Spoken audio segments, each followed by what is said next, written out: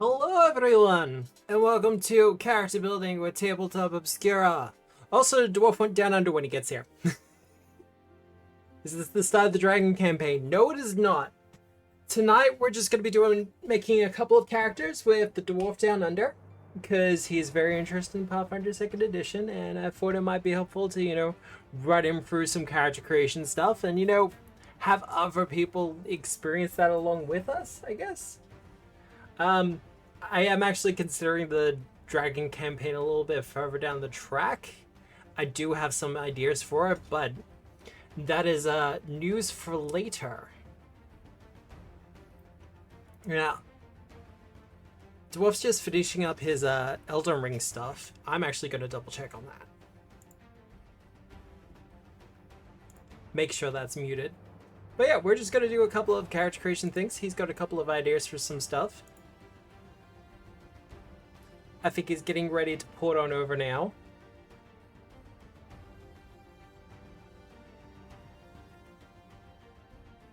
Yep. He's on his will be back screen.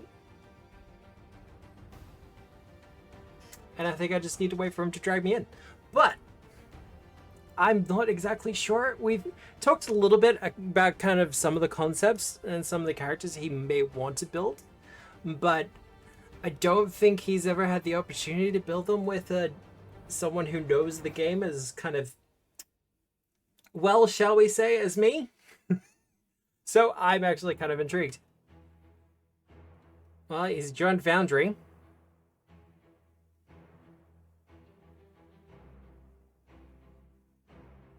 All right.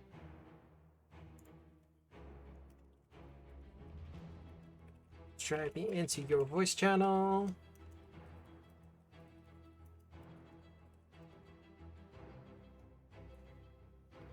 What's a stream like this without a little scuff?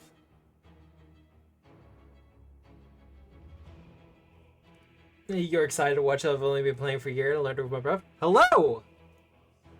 Hello! Everyone, this is Dwarf. Oh, you're fine. Jeez. Oh, look, we love a chatty chat, don't we? There's gotta be a better term than that.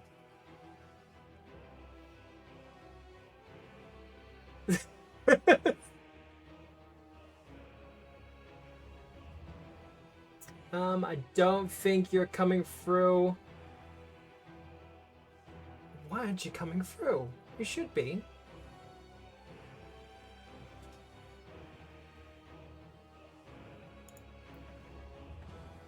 You and me both, yeah?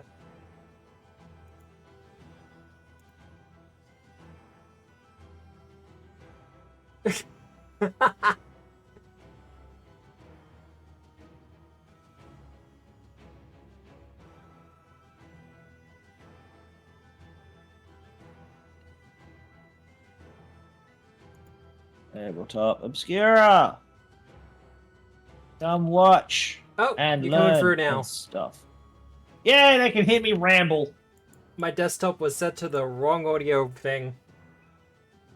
Yeah, is it just me or has that been happening like more and more with like audio channels and shit? I remember it like the other day. I'm not 100% sure. I know OBS has been doing funny things, but I think it's every time there's a system update or something like that. Well, I know that whenever I get like a Logitech update for my microphone, yeah, it does it. It's like, oh, so I see you've carefully calibrated all of your audio channels. Well, how about we set the default to default? Fuck that. Yeah. And then I'm trying to call my friends, but like, why can't I hear you? Why can't you hear me? Why is everything broken? Why is it not coming through? Logitech fucking broke everything. It's worse because we did like this audio check earlier as well in the day, and everything was we had it all perfect. Yeah. Yeah. And now your image isn't showing up either. Oh, is it? Fugi's got perfect access into here. Yeah, no. Oh, no, I know what it is. What? Hey, it's because I dragged you in here. This happens to Darkness sometimes. Hang on. I'm going to give you the role that can access this. Okay. And then if you just leave this channel and join it, it should fix itself. Okay. I've just got to find... I've got too many fucking roles. That one. Oh, look. All right, try jumping out of the call and jump back into this call. All right.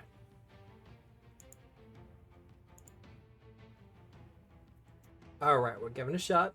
Let's jump back in. Ah, there we go.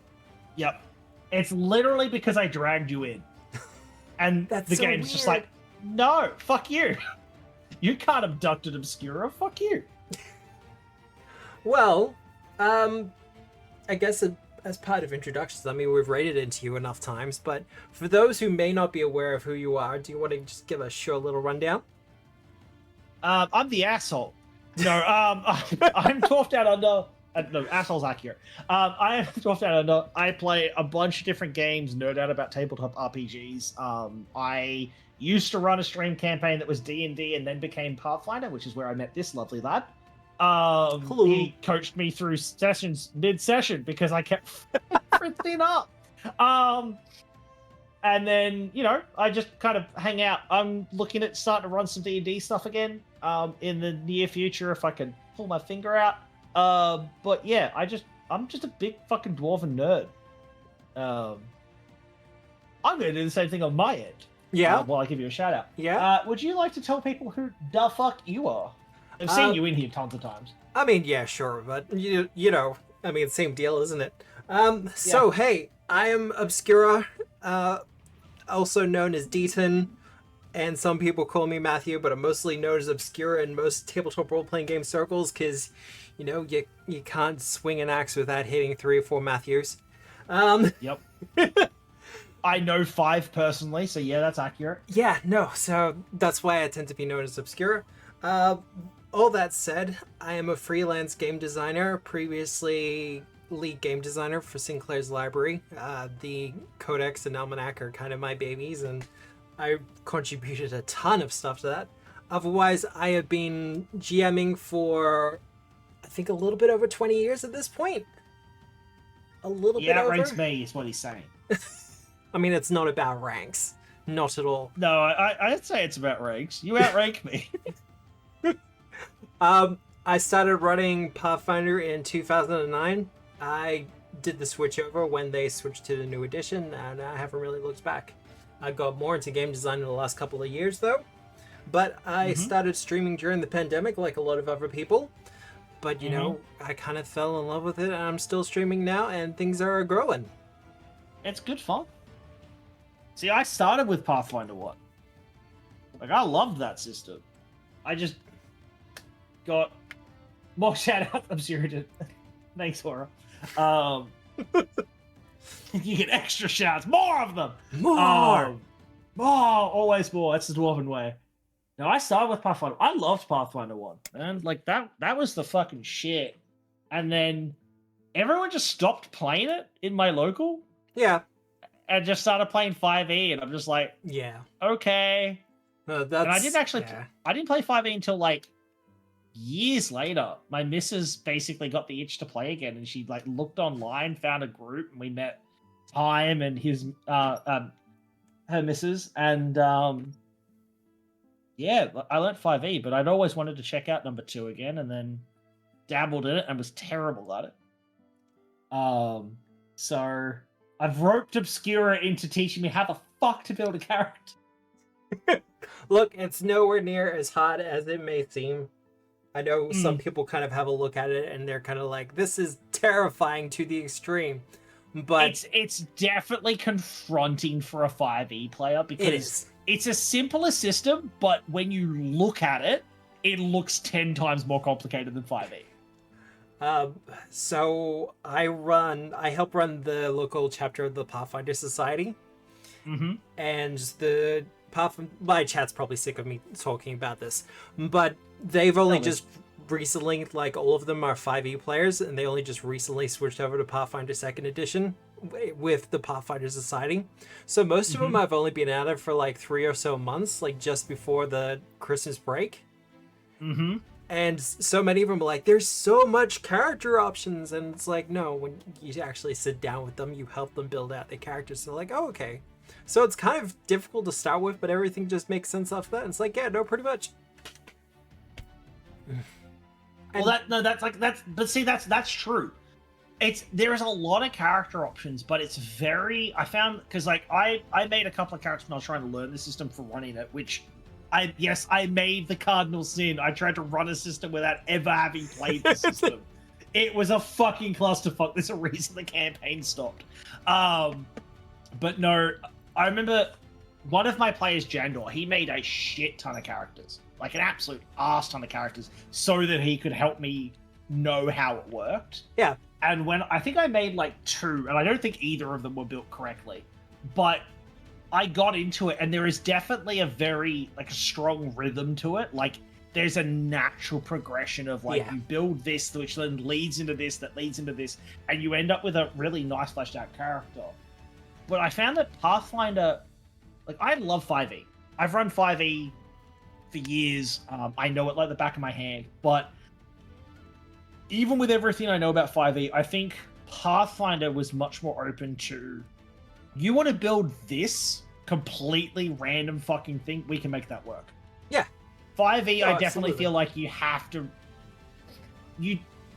dabble into more homebrew to make some of the more out there stuff, whereas Pathfinder, they just seem to have thought of everything and go, we're going to make this completely random niche thing that no one's going to use, and then this one fucker is going to find it and go, hang on.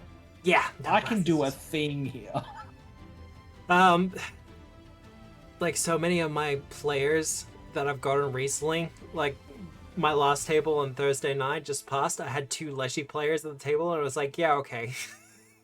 Like little Leshies are popular, man. Yeah, they really are. I see them on Twitter. Goblins, but wow. Like Twitter and Blue Sky, right? Yeah. Everything I see about Pathfinder is like, I played a Leshy today. I'm like, oh, neat. Okay. And then the next one's like, I played a Leshy. My friend played a Leshy. We're all Leshies. I'm like, okay, why? Why does everyone love Leshies? Apart from the fact that they are adorable. It's pretty much because they're adorable. I mean, like, a lot of the initial art that Paizo put out for the Leshies, it's just so fucking adorable. There's one that looks like a pangolin. Like a dragon fruit pangolin, and everyone hang on, I need to see this. You need to see this?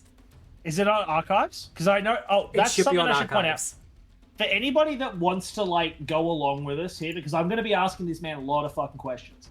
But anyone that wants to, like, go along, there is a site called the Archives of Nethys, which is just ridiculously fucking useful.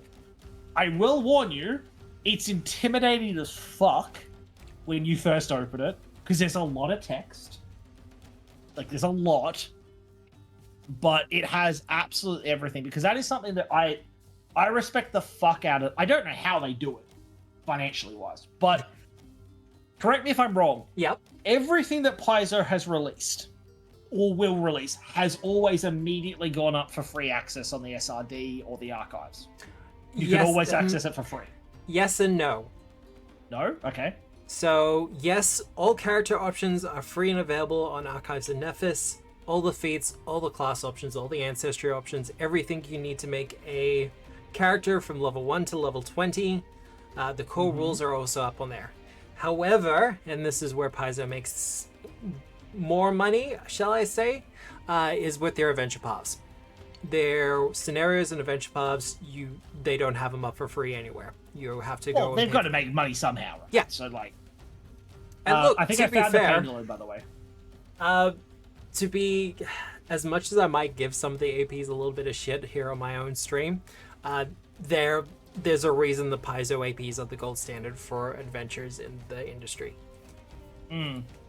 Especially when you're kind of dealing with an average table, they are just the best that's out there, and that's bar none.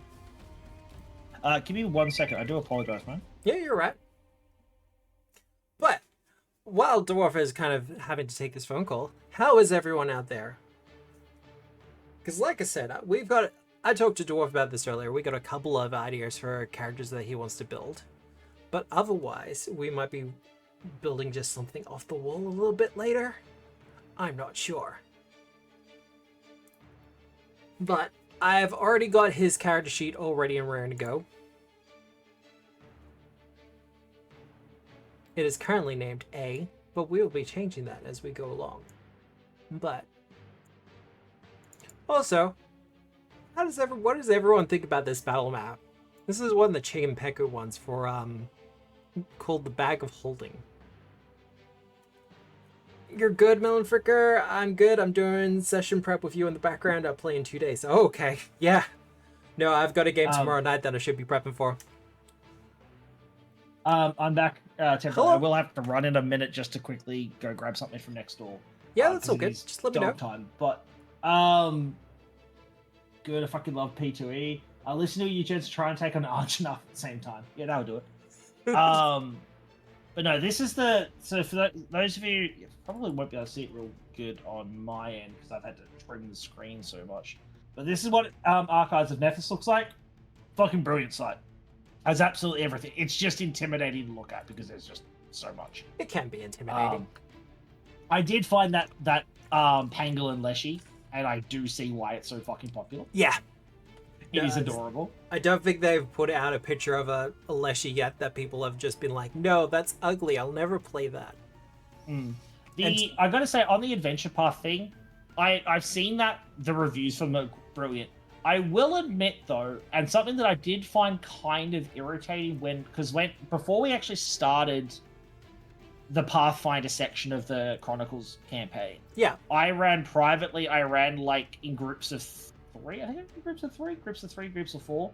I ran the beginner box. Yep. Now I remember the old school beginner box for Pathfinder 1 was fucking brilliant, right? Yeah. The beginner box of Pathfinder 2 was... I wasn't a fan of it. Do you mean the adventure, or...? Let's say the adventure. The adventure was cool. Yep. The pre-gen characters... Yeah. just didn't have... either didn't have all their abilities, which none of them had all their abilities. Yep. Including skills. Yep. But some of them, like, had really weird skills. So, like, we were going through, and, like, it could have been that I was running it wrong, but I had, like, at one point, we're, like, running through the content, and we got to, like, the third fight. It was against a couple of kobolds near, like, a cage. Yep. And the party was almost dead. And I'm just like, fuck, like, this is really brutal. And then they're like, oh, so we're near the end of the beginner box, right? I'm like, no. Guys, you've got, like, 6 more rooms, and that's floor 1. Yeah. And like, oh, but floor 2 will just be a boss fight, right? I was like, no, floor 2's bigger than floor 1. And it has scary as shit in it. There's optional stuff in that second floor, though. Yeah, like, I get that they're not meant to... Like, okay, I get that it's optional stuff because, you know, oh, you don't have to go in this room. Yeah. We're fucking game players. Yeah. We do all the side content. We want the shiny loot. So it was very much like, by the time I'd run the beginner box for everybody, I was just like, this is... You would think that would be my first indication that the system is a lot... I'd say more brutal than 5e. Yeah. Like... And then, you know, I made the mistake of the Winter Wolves, which I think you were in the chat just going, wait, you put one against them? Because it was like, I was like, oh, they'll be fine, because I used like D&D CR scale, like 2 Winter Wolves and like a pack of other wolves. Yeah, you're like, I do remember what level that, are they? I was like, they're level 4? There's 6 of them? And you're like, no! This is going to kill them! Because the Winter Wolves are like challenge rating 4 by themselves. Well, because I did it according to D&D CR. I was like, yeah, you don't use the same CR. You got to use like 3 CR higher. And then you're like, no, the Pathfinder CR system actually makes sense. It's like, oh! It works to some degree, that's for sure. Actually, while I'm here... The 5e. I do apologize. Give me 1 minute. I do need to quickly run grab the puppies their food. Yeah, that's all good. Because otherwise they'll be yapping and then they'll try to eat my toes. And I need my toes. So I'll be back in like 1 minute. That's all good. Let me know. But for the record, and for those who are watching my stream, these are the Winter Wolves in question. So they have a breath weapon, a jaws attack with knockdown, which means if they successfully attack someone, they have the opportunity to knock them prone. And they also have pack attack, which they can use with other wolves. Please let Dwarf know my first game as GM without ever playing was similar in Feelings Pain. Yeah, look, I do understand, and I'll talk to Dwarf when he gets back about this, but he's not the first to kind of level that criticism at the adventure built into the beginner box. Menace under Atari, and actually, I'll wait for him to get back. But yeah, the Winter Wolves here, they are a hefty fight. And if you put a pair of them in with a bunch of other wolves, and the players don't know what's about to happen, whew, they shall get wiped. Gosh, you want to play Pathfinder 2e again? It's good. It's good. And look, I'll be fair. I am looking at running more online games in the future. I just got to get some other things squared away first. A lot of things squared away first. You played one campaign 5 years ago and I've been craving it since. One campaign? Oh, wow. Yeah, no, that would actually suck. Now, let's expand out his character sheet a little bit. Cover that up. Yeah, I do hear that every now and again, like, people having trouble finding campaigns and stuff like that. Like, I don't know if it's kind of like a confirmation bias, because I've been running Pathfinder 2 since release, so I kind of know the game pretty much in and out at this point. But people have a lot of trouble finding GMs for it. And I'm not sure if that's just like a fear that's being placed in them. I don't really get it. Because as intimidating as Pathfinder 2 can be, once you know the level difficulty chart, and you don't even have to memorize it, it's just on the Game Master screen thing. Once you know that, you pretty much got it nailed. Like, most things will just kind of fall into place, especially once you've had the opportunity to play a game or two. And for those interested, have a look for your local Pathfinder Society. I know it doesn't exist in every area. I truly know that. I struggle to find one locally. But finding a local Pathfinder Society, if you're interested in Pathfinder 2, just playing a game or two, because they have drop in and drop out play similar to Adventures League, it might give you the experience you're after. And you might meet some new friends, like I did. I got to socialize, I met new people, I've been to parties since then. I am now a socially well-adjusted individual and never have to leave the house again. Because that's how it works, right? Right, please tell me that's how it works. I live in one of the biggest cities in the world, I should do that. Absolutely. I'm not going to dox you or anything like that, but if you go into instead of going to the Paizo website, go to Google and look up Paizo Pathfinder Society, and then insert your city. And something should come up. If not, look up Alex Spidel's email, because he's got a public email for Paizo, and he runs the Pathfinder Society internationally, so he should be able to help you. Some people are gonna clip this and I'm gonna get in so much trouble, but it's fine.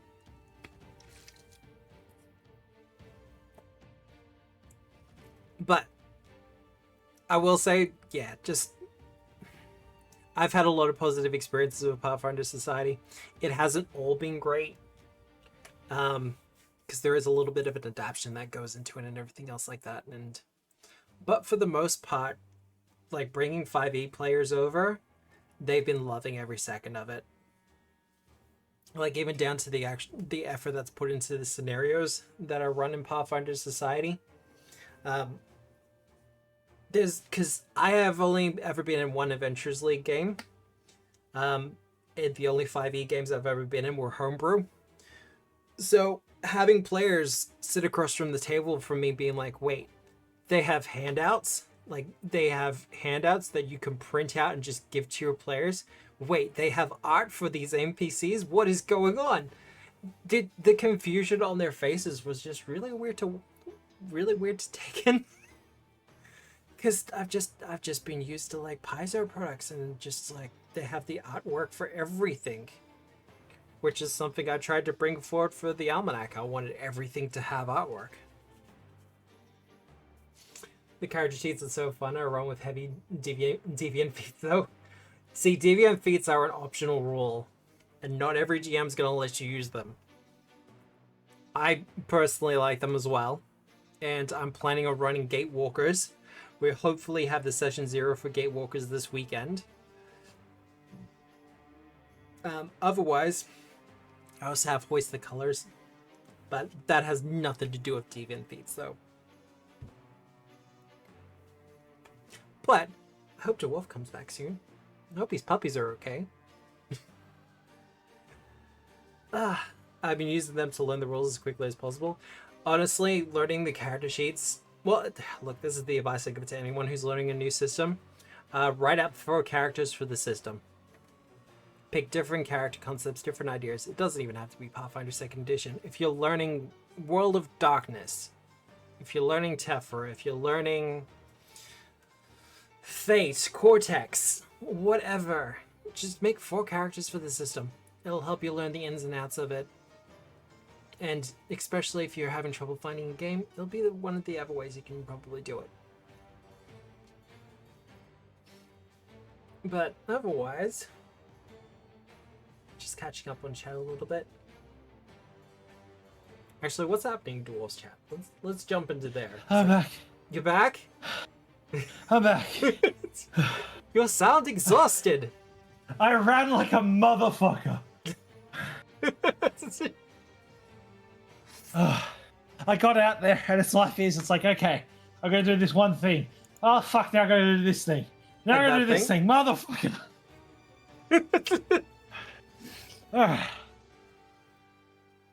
I'm good. I'm good. Or Where's my drink? Dwarf be huffing and puffing all as well with the world. I'm not fit. Doesn't take much.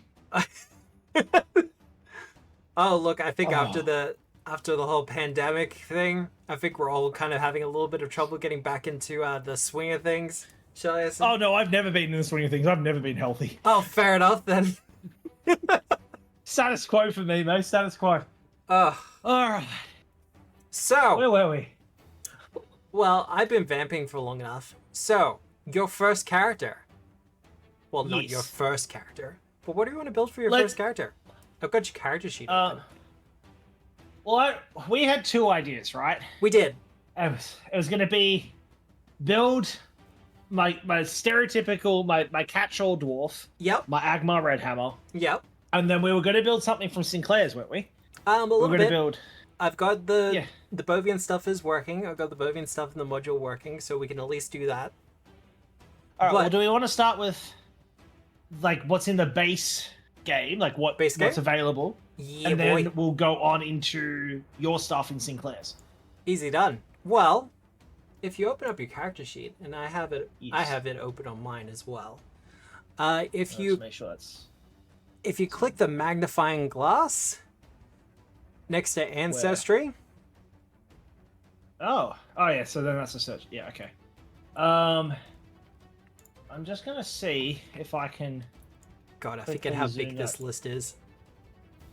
I wouldn't normally keep the screen this big, but I'm gonna keep the screen this big so people can actually see what I'm doing. All right, there we go. God, that's just the G's. That's A to G. Is it? I've got more. No, it's just I've got it kind of blown up to as big as I can get it on mine. Yeah. And it just goes to G. It's like, holy shit. Well, if we're running game sessions, you don't have to have it super detailed. But when you're doing stuff like this, like we've got to have it. Yeah, we've got to show it off at least. I noticed someone in your chat was talking about how they used to have a Kitsune, and it's like, yeah, no, they got the Kitsune back. Well, that's what I started with. That my very first Pathfinder character that I ever made was a Kitsune. I think I told you about him. My fucking absolute mental terrorist fucking oracle. And look, the Tianjia book is coming out soon as well, which is going to bring in a bunch of like Asian themed stuff. It's going to, Well, mine wasn't Fiends though. Mine was Dark Tapestry, which I still think is the coolest fucking name for the Space Between the Stars. Yes, I love Dark Tapestry. I was a Dark Tapestry Oracle, so I got all like the mind manipulation shit and like the free like telepathy and shit. I used to fuck with my party so maliciously with that character.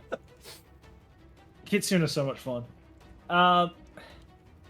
So we got dwarves. Yep. I'm obviously it's me, right? Yep. But I'm gonna be a fucking dwarf. Go figure. Cool. I'm not going to hold it against you. You're fine. 20-foot movement speed. Oh, yes, because the base is 25 in Pathfinder, isn't it? It's not 20. It's not 30. Yes, the base is 25, and there is actually a reason for that. Okay. Let's actually pull up the whole thing.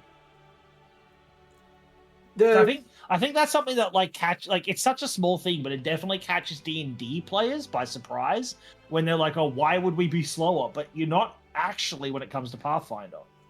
Well, the base speed is 25 because a lot of spells. This is a kind of a design thing that you don't realize until you start writing a bunch of spells. Most of the spells are 30 feet. So by doing it 25, it's like you can't move out of that area. You can't move out of that area, and on average, it will take 2 move actions to get into close combat with the caster. Because Pathfinder has the ability to use, because that's something that 100% fucked my mind as a 5e player was, oh, I don't have move action, bonus action, all that stuff.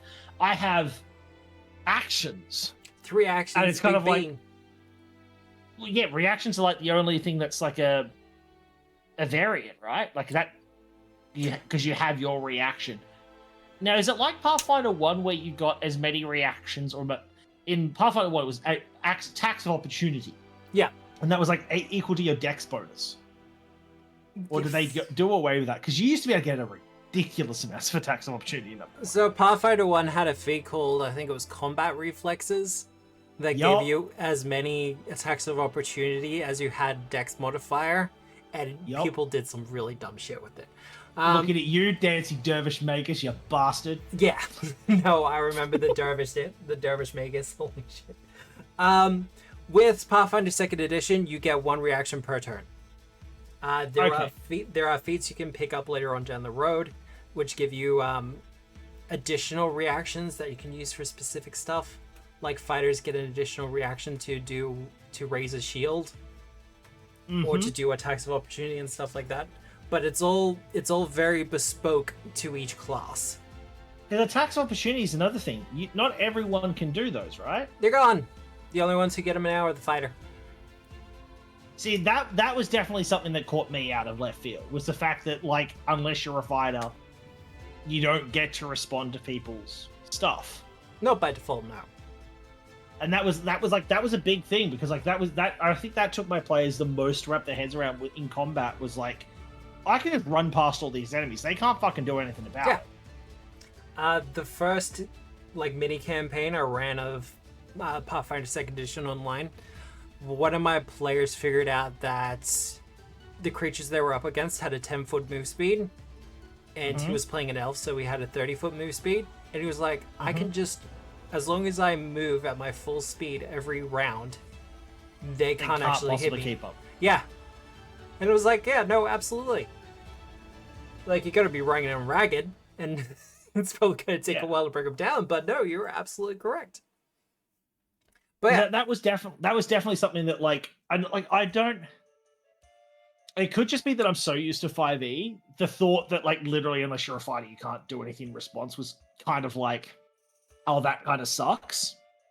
But I feel like you get a lot more options with what to do with your actions over Pathfinder. Well, that is one of the things. And when you actually think about it, sit down and properly think about it, everyone having attack of opportunity does feel a little bit weird. Yeah, the wizard bonks you on the head. Yeah, there's a part of you that goes, no, that makes sense. But at the other end, it's but why though? Well, I gotta admit though, I don't know if Pathfinder has this, but I do love Warcaster in 5e, which is as a reaction, you can cast any spell that has a casting time of 1 action against a single target, as long as it's within range. I think it has to be a touch spell. I can't remember, because you can't throw a fireball. Yeah. But that's always a lot of fun on my cleric, because I would do I remember I used to do command. Yeah. Someone would be running past me, I'd be command, and my command would be trip. Yeah. And I'd be my dwarf sits on you. Yeah. It's just whatever. Okay, so I got ahead of myself. I dragged Dwarf on the Ancestry, and now it's asking for my clan weapon. Because that's something that I forgot. The Pathfinder sheet in Foundry, because for those of you who don't know, we are using Foundry. It's fucking brilliant. You should use Foundry. It's amazing for Pathfinder 2. Best VTT for Pathfinder 2. Don't get me wrong, I have fond memories of Roll20, but I don't run my shit in Roll20 anymore. Because Foundry just does a good job. So it's going to walk us through each step. So I get to choose a clan dagger or a clan pistol, but the clan pistol has ancestry feat on it. Yes. So it's tied to a specific dwarven heritage that I think it's the Dogan Hold dwarves that get access to a pistol instead of a dagger. Because we're not actually up to the point of choosing an ancestral feat yet, so that kind of skips us ahead a bit. Well, I think they're trying to get you to choose your heritage more than your ancestry feat. Well, I'm going to choose clan dagger because that's... Agma don't use no fucking guns. I throw the wrath of... Fuck, what's their version of Moradin? Torag? If you talk like a god of dwarves? Yeah. The big boy. The big boss boy. Torag, Gorum, Kurgan. Man, that's how long I've been playing 5e. I used to have all Agma shit written for Torag, and I had to convert it all to Moradin. You think I would remember, but alright, clan dagger. We have the ancestry. Yes, dwarf. And then heritage. So heritage is something that a lot of people like. That's pretty unique to Pathfinder. Was the fact that you kind of choose. Well, I guess it's not. It's just their word for sub race, isn't it? Yes. Because race has some I'm not going to get into it on stream, but race has some baggage, shall we say? Yes. Especially when you say, hey, what's your sub-race? So instead they went for like ancestry and heritage. And as I like to say to people, it means that if it's ancestry, they get to say the ABC. So ancestry background class. That makes sense. That makes a lot of sense. But, I should ask. Yes. As well. So in Pathfinder 1, we had the Forge Priests. Yes. Which is what Agmar started off. He was the hybrid between a Paladin and Cleric? Forge Priests? Whatever they were. It was I know what you're talking about. It was a war priest with the Forge dedication, if I remember. Well, the Forge domain. Yes. It was basically closer to what Agmar was originally meant to be. Do they have something equivalent to that in Pathfinder? Because there's a lot of appropriate heritages for Agmar, considering there's anvils and forges and forge blessed and all kinds of shit. See, at that point, I think you're digging more into the class. Because if you want something specific,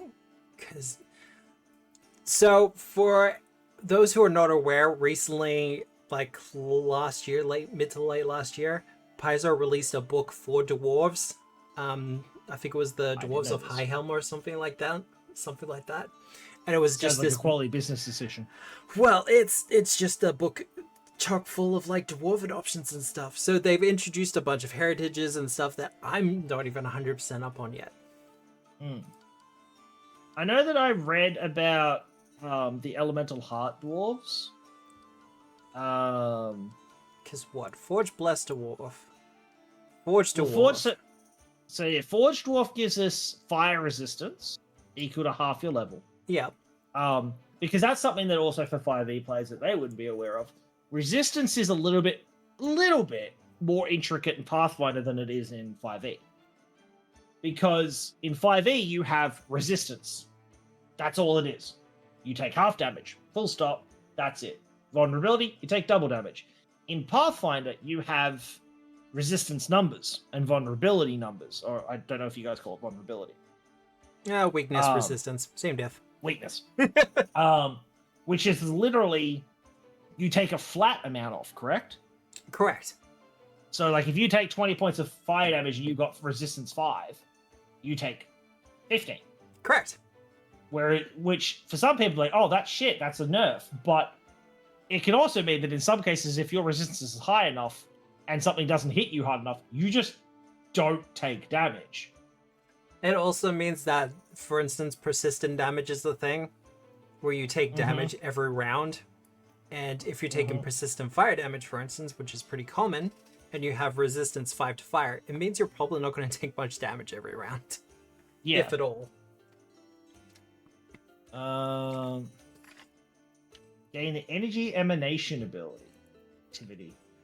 It's a Nova. No, you know what? I'm going to keep it simple. Forge Dwarf. Forge Dwarf? Give me... It makes sense. I get fire resistance. It means that Agmar's reaching into his fucking Forge Flame and literally pulling out hot metal with his bare mitts, and he just doesn't give a shit. I like it. See, I like that. That sounds cool. Fuck, gloves are for elves and other pointy-eared races. So then next, would you say that we should choose our background next? Because like in 5e, a lot of people, we don't choose our background until the end. You use it to like fill in holes. Well, I tend to follow the ABC. Okay, so you would go like ancestry background class. Yep. Okay, so let's have a look at the backgrounds. I know that there's a lot of them. There's a lot of them.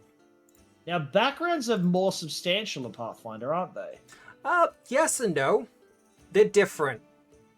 Your backgrounds in 5e will give you set options. Like, if I remember right, they'll give you, like, 1 proficiency and a specific item kit. It varies a lot, but it'll generally be some amount of, like, extra languages. Yeah. Sometimes. It'll be probably generally 1 or 2 different skill proficiencies, and you might get an option between which ones that you choose. And then 1 or 2 tool proficiencies. But then... kind of, if you get less of one, you generally get more of another. And then you'll get, like, a background feature that can range from, like, you know, dwarves fucking like you, so you get free board, through to people are scared of you when you look at them. But, like, in Pathfinder, they affect your stats as well, don't they? They're actually they do. a little bit more impactful. And we will get to that, don't worry. I know when we did it, I think there was like a variant option in the book that was basically you can just make it so backgrounds are free stats. This was actually something I was going to get to while you're away. The beginner box. Yes. The adventure therein. Yes. So I have heard your critique about that a fair bit. And just as a quick way to kind of address it, I guess, Paizo have said that the Menace Under Atari was aimed at people who are new to tabletop role-playing games in general. Not just to the system. Yeah. Man, if they've been my first experience with tabletop games, but they're fucking scary. Fuck that! Like, it was really interesting. I love the puzzles. I love the enemy choices. It was just the characters felt shit. Yeah. I'm honestly not a big fan of the pre-gens. I understand why they're there.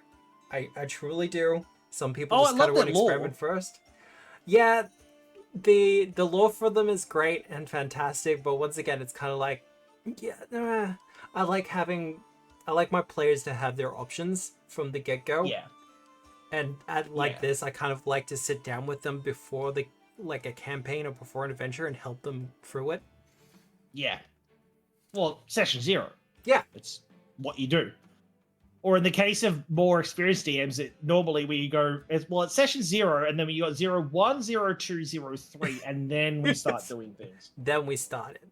That's probably what this Sunday is going to be for me, actually. But, background. Yes. So we want something forgy. I've done a quick search, and I've pulled out Tinker for one, and Alloy Smith for the other. Well, I'm closer to A, so we're going to look at Alloy Smith. Where's fucking L? There we go. Alloy Smith. Blacksmithing might be an ancient profession. It's got an edge. Yep. One must be strength or intelligence, and one is a free attribute boost. Yep. That's fine. I don't mind strength as a cleric. Training the craft skill and the plane of metal lore skill.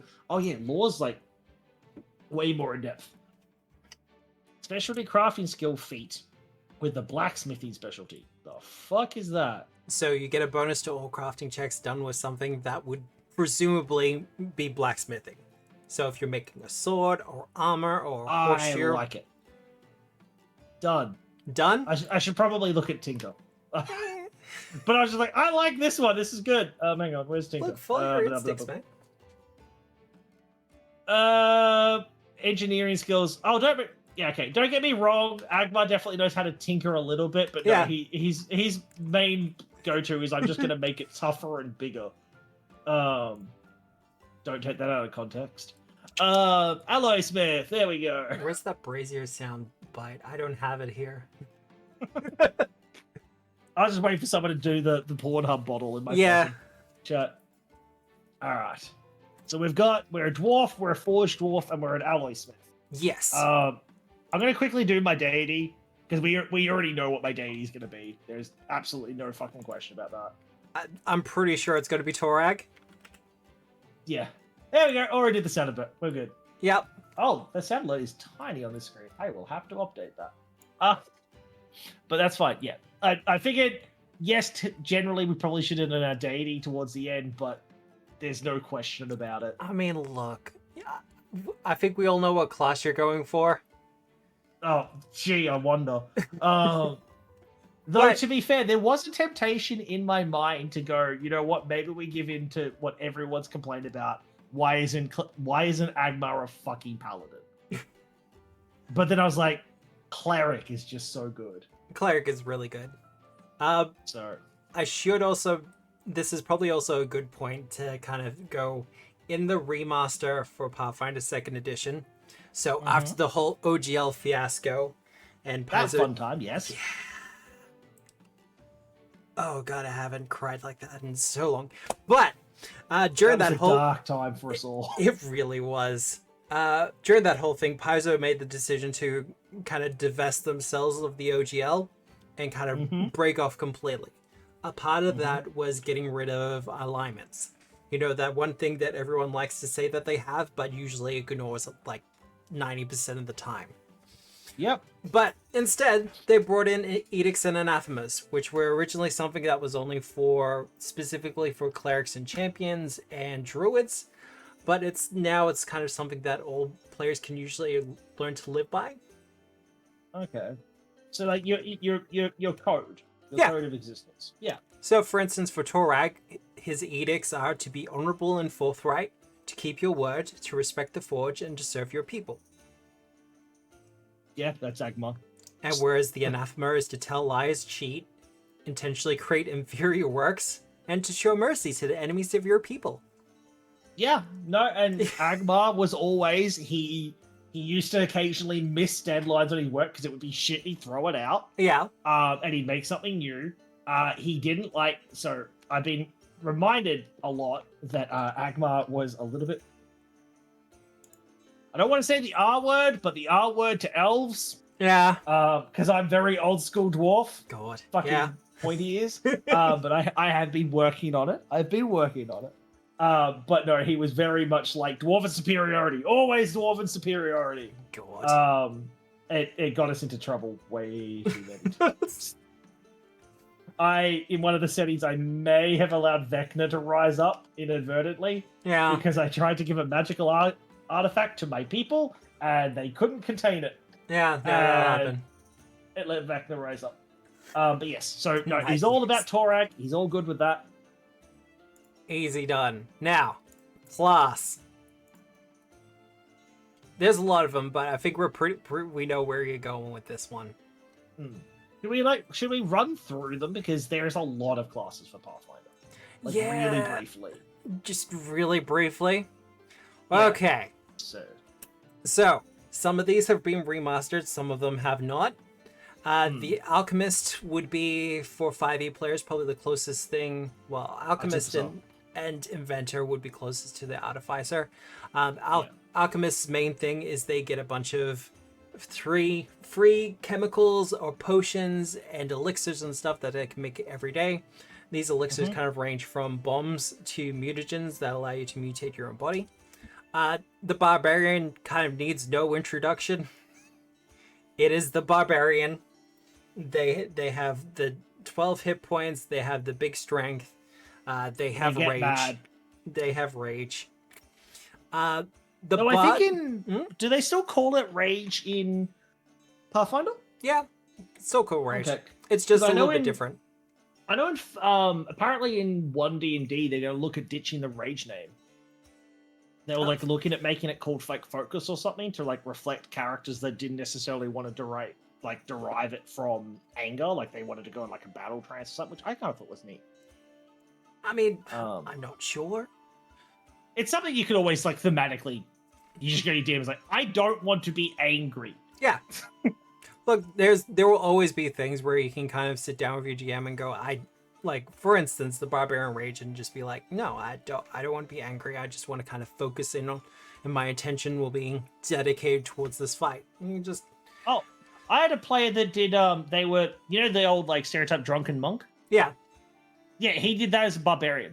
Yeah. He's just like, I just get shit-faced. I'm like, fuck it, alright. Yeah, alright. He's just... That's your rage. You just do, like, the, you know, the fucking Rock Lee from Naruto, like, fake drinking... Yeah. Punchy. Bod, it's pretty much the same. Bod does get the full spell progression, though. They go all the way up to level 9 for their spells, or rank 9 for their spells. They get the full thing.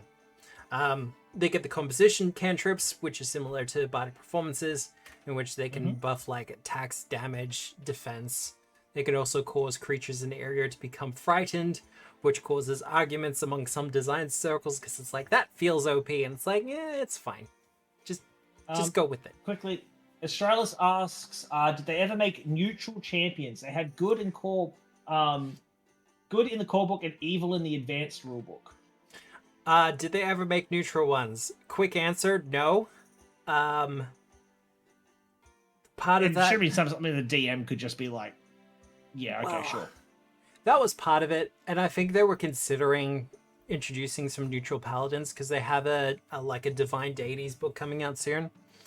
But with the changes to alignment, it's become kind of irrelevant. Yeah. So nowadays, when you play a cleric or a champion, which is the paladin, you can choose to be sanctified good or evil, or holy unholy. And depending on that sanctification is dependent on which god that you follow.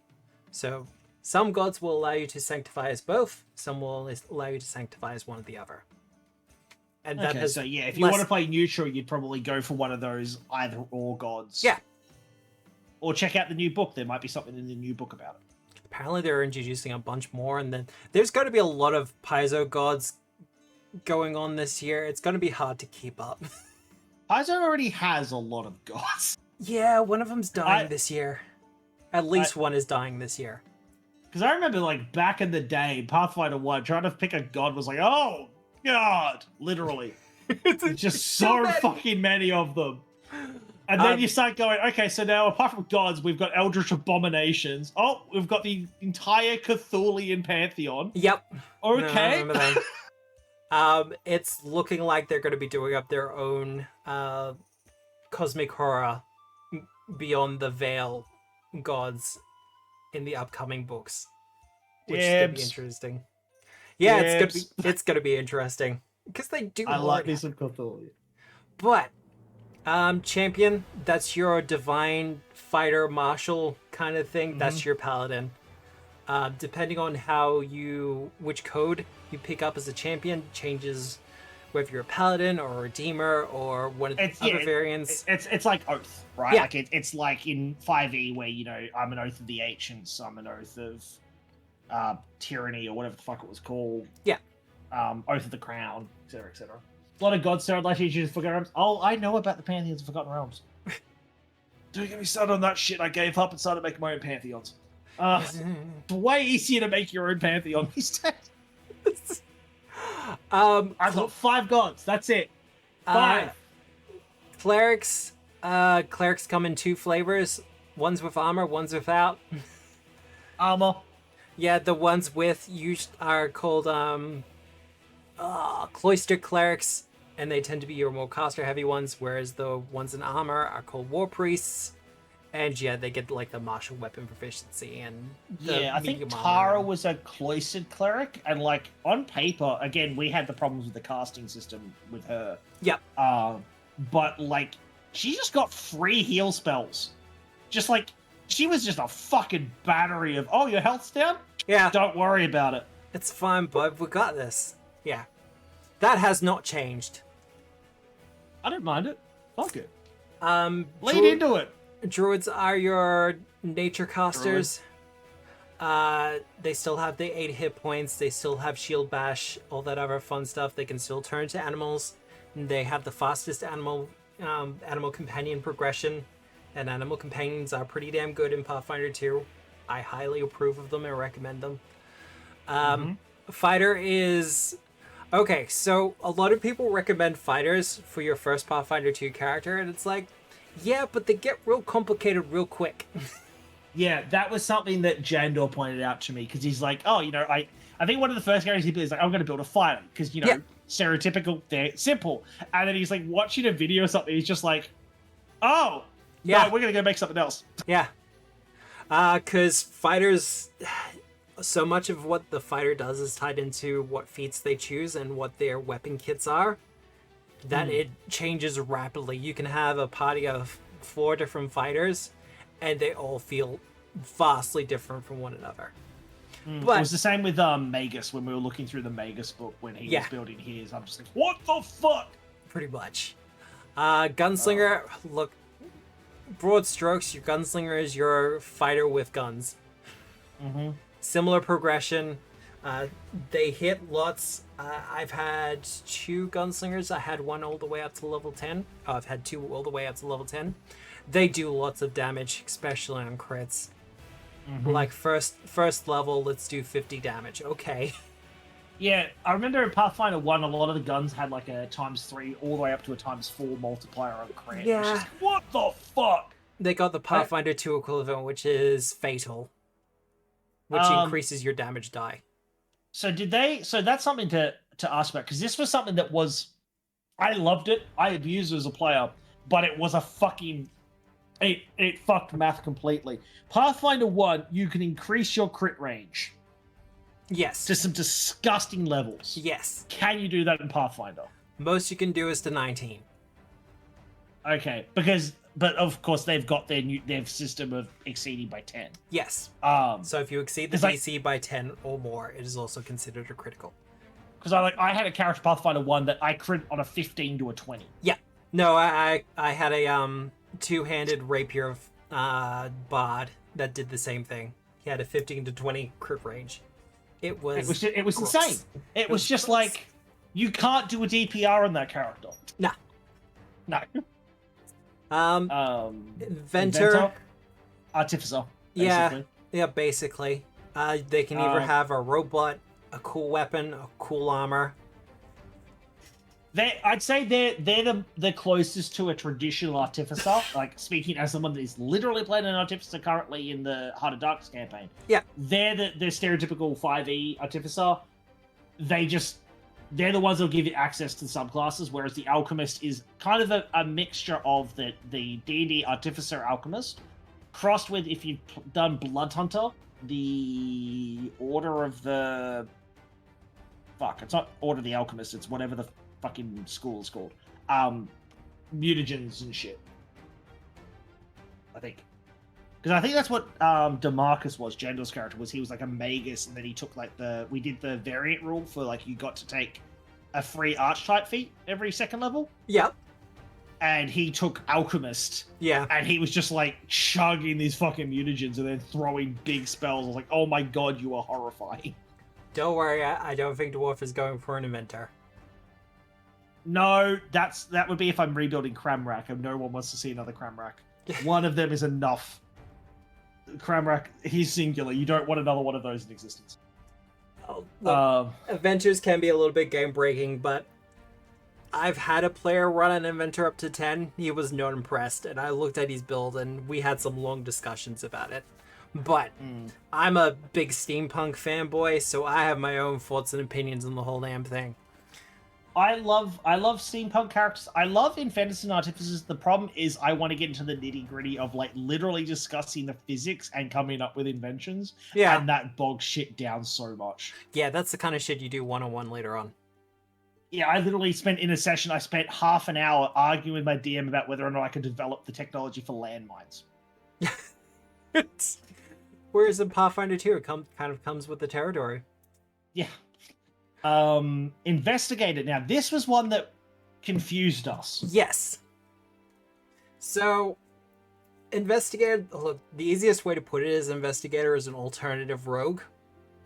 They're a kind of mixture between, like, ranger hunting things and rogue kind of outsmarting your opponent type stuff. There's a reason it's in the Advanced Player's Guide. It's very difficult to kind of pass out for new players. But once you wrap your head around it, some of the abilities that are built into it are a lot of fun. What we saw when we first looked at it was that it was more so than what we saw of the other ones. It was your like role play class. Yes, absolutely. It does some stuff in combat, but it was like this was not a class designed to shine in combat. This was something meant to shine at everything else. Yes. And you will find that there are some classes like that. The Investigator is a big standout one, where if you're doing like a combat-heavy dungeon delving campaign, Investigator is not going to get to shine. But if you're running something like I did with Agents of Edgewatch, which is a lot of kind of police work and investigations and research, then the Investigator shines and is somewhat game-breaking to the campaign in general. But it is one of those classes that you kind of, if you have a player who wants to play one, you do have to have that session 0 is very important. Because if everyone sits down and goes, hey, we're going to have a combat-heavy campaign, then you kind of have to look at the Investigator player and go, I'm sorry. Yeah, maybe you want to try out a rogue. Yeah. Or a swashbuckler. Yes, because that's a difference as well. Yeah. So then we had kineticists. Now, you alleviated my fears with the kineticists, because I remember Pathfinder 1 kineticists. Pathfinder 1 kineticists were broken as shit. The ones they were banned from every table I went to. Yeah. No, and I do remember why. I had one kineticist in my party one time, and that was it. But the ones in Pathfinder 2 have been properly balanced. They're very much in line with Avatar: The Last Airbender. So if you want to play a bender from that, you play a kineticist. They come in a variety of different flavors. We all know about the earth, wind, fire, water, but there's also metal and wood kineticists. The metal's better. The metal one is pretty cool. No, I just speak as a dwarf. The metal's better. Yeah, well. Fuck that wind shit. Magus is your fighter caster gish, or hybrid. So they have spell strike. They can put their spells into their weapons when they strike, and the spell goes off at the same time as their strike. Magus is also the one that it's every person that's tried to build a gish in 5e and realize you have to build very specific builds. Yeah. Because I remember that was Jendor, right? He wanted to build something in 5e. It's just not good. Yeah. And then he saw the Magus and the man fell in love. And he made like 3 Magus characters. And I remember going through the book at one point and just being like, there was an image of one that had a pickaxe. I was sold. I was like, I want pickaxe Magus done. But they are really well done. They're just terrifying as a DM. They can be terrifying. They can be intimidating. They can be intimidating to new players as well, because spell strike can be a little bit to wrap your head around. I encourage patience. The monk. I mean, it's a monk. It's a monk. Look, that's not to say it's bad. No. They do tend to wrap around their style feats a lot. So that was something we ran into with Amber, with Isha's character Amber. We spent a good like hour really trying to figure out how to make the style feats work. Yeah. She took some thematic choices, which I'm immensely appreciative, but there was definitely some moments that we found that some of their options were kind of underwhelming. Yes. But the ones that work, oh boy, did they work. Well, Um, the main thing to know with, because I'm not sure if they do it in 5e, but in Pathfinder 2, depending on the style feat that you choose, it changes your unarmed strike. So your unarmed strike can become piercing or slashing. It can get bonus traits like knockdown or trip or shoving and all that other fun stuff. they do a little bit, but it's generally fairly set in stone. Yeah. There's a reason monks have a bad rep in 5e. I don't think they're bad at all. I've always thought monk was a really cool fucking class. I think they're quite powerful. Yeah. But 5e doesn't do a very good job of explaining alternate actions. Yeah. And you replace your attacks with these alternate actions, and monks are actually very good at it, but because 5e doesn't explain it very well, a lot of monks don't realize just how much of a grappler they can be, Yeah. and they can really capitalize on controlling an opponent and putting them into a weak position to then punish them. I did find that when we were reading through stuff for Ish's character, Yeah. that it was a lot more upfront. Yes. There's there's a design theory that goes along a lot, which is called class identity. So the idea is that you design a class for your system and your game, and it's supposed to do a specific thing. So if you design 4 different classes and they each have specific class identities, you try your hardest not to get them to mix up too much. Because the worst thing is when you play something and then you see something that is doing what you're meant to do, Yeah. but better. Yes. Which is something that you do see a lot in 5e. Where You'll find that in any system. Yeah. But 5e, I definitely, and like again, I speak as someone that loves 5e. Hexblade? I live 5e. Hexblade? Warlocks. I wouldn't even just say Hexblade, dude. Yes, warlocks in general. Yeah, it's like I love warlocks. I think thematically they're fucking cool. likewise. I've played a warlock. If you're a caster warlock, there's classes that do all your casting but better, except they don't get Eldritch Blast, which actually isn't as OP as they make it out to be. It's not, but it's a very powerful, very repeatable spell. And then if you want, like, pretty much the only thing that warlocks excel at over everybody else is playing a Gish. Yes. Which is, like you said, Hexblade. Yeah. And then the amount of Hexblade plays that I had that we played some, like, mid to higher level, like, one-shots. Yeah. And they go, cool. So the fighter beats me on every front. The wizard beats me on every front. I've got invocations, but the invocations allow me to do part of what this person does. And I think it's 60% of the invocations for Warlock require you to use Eldritch Blast. Yes. Because most And of it was them are just built around like, it. Yeah. it's like this is such a cool concept, but it's executed There's a part of me that's always felt like with how much the warlock is kind of based around Eldritch Blast, it's kind of like, why isn't it just like hard written into the class in general? Just all warlocks get Eldritch Blast. Like, legit.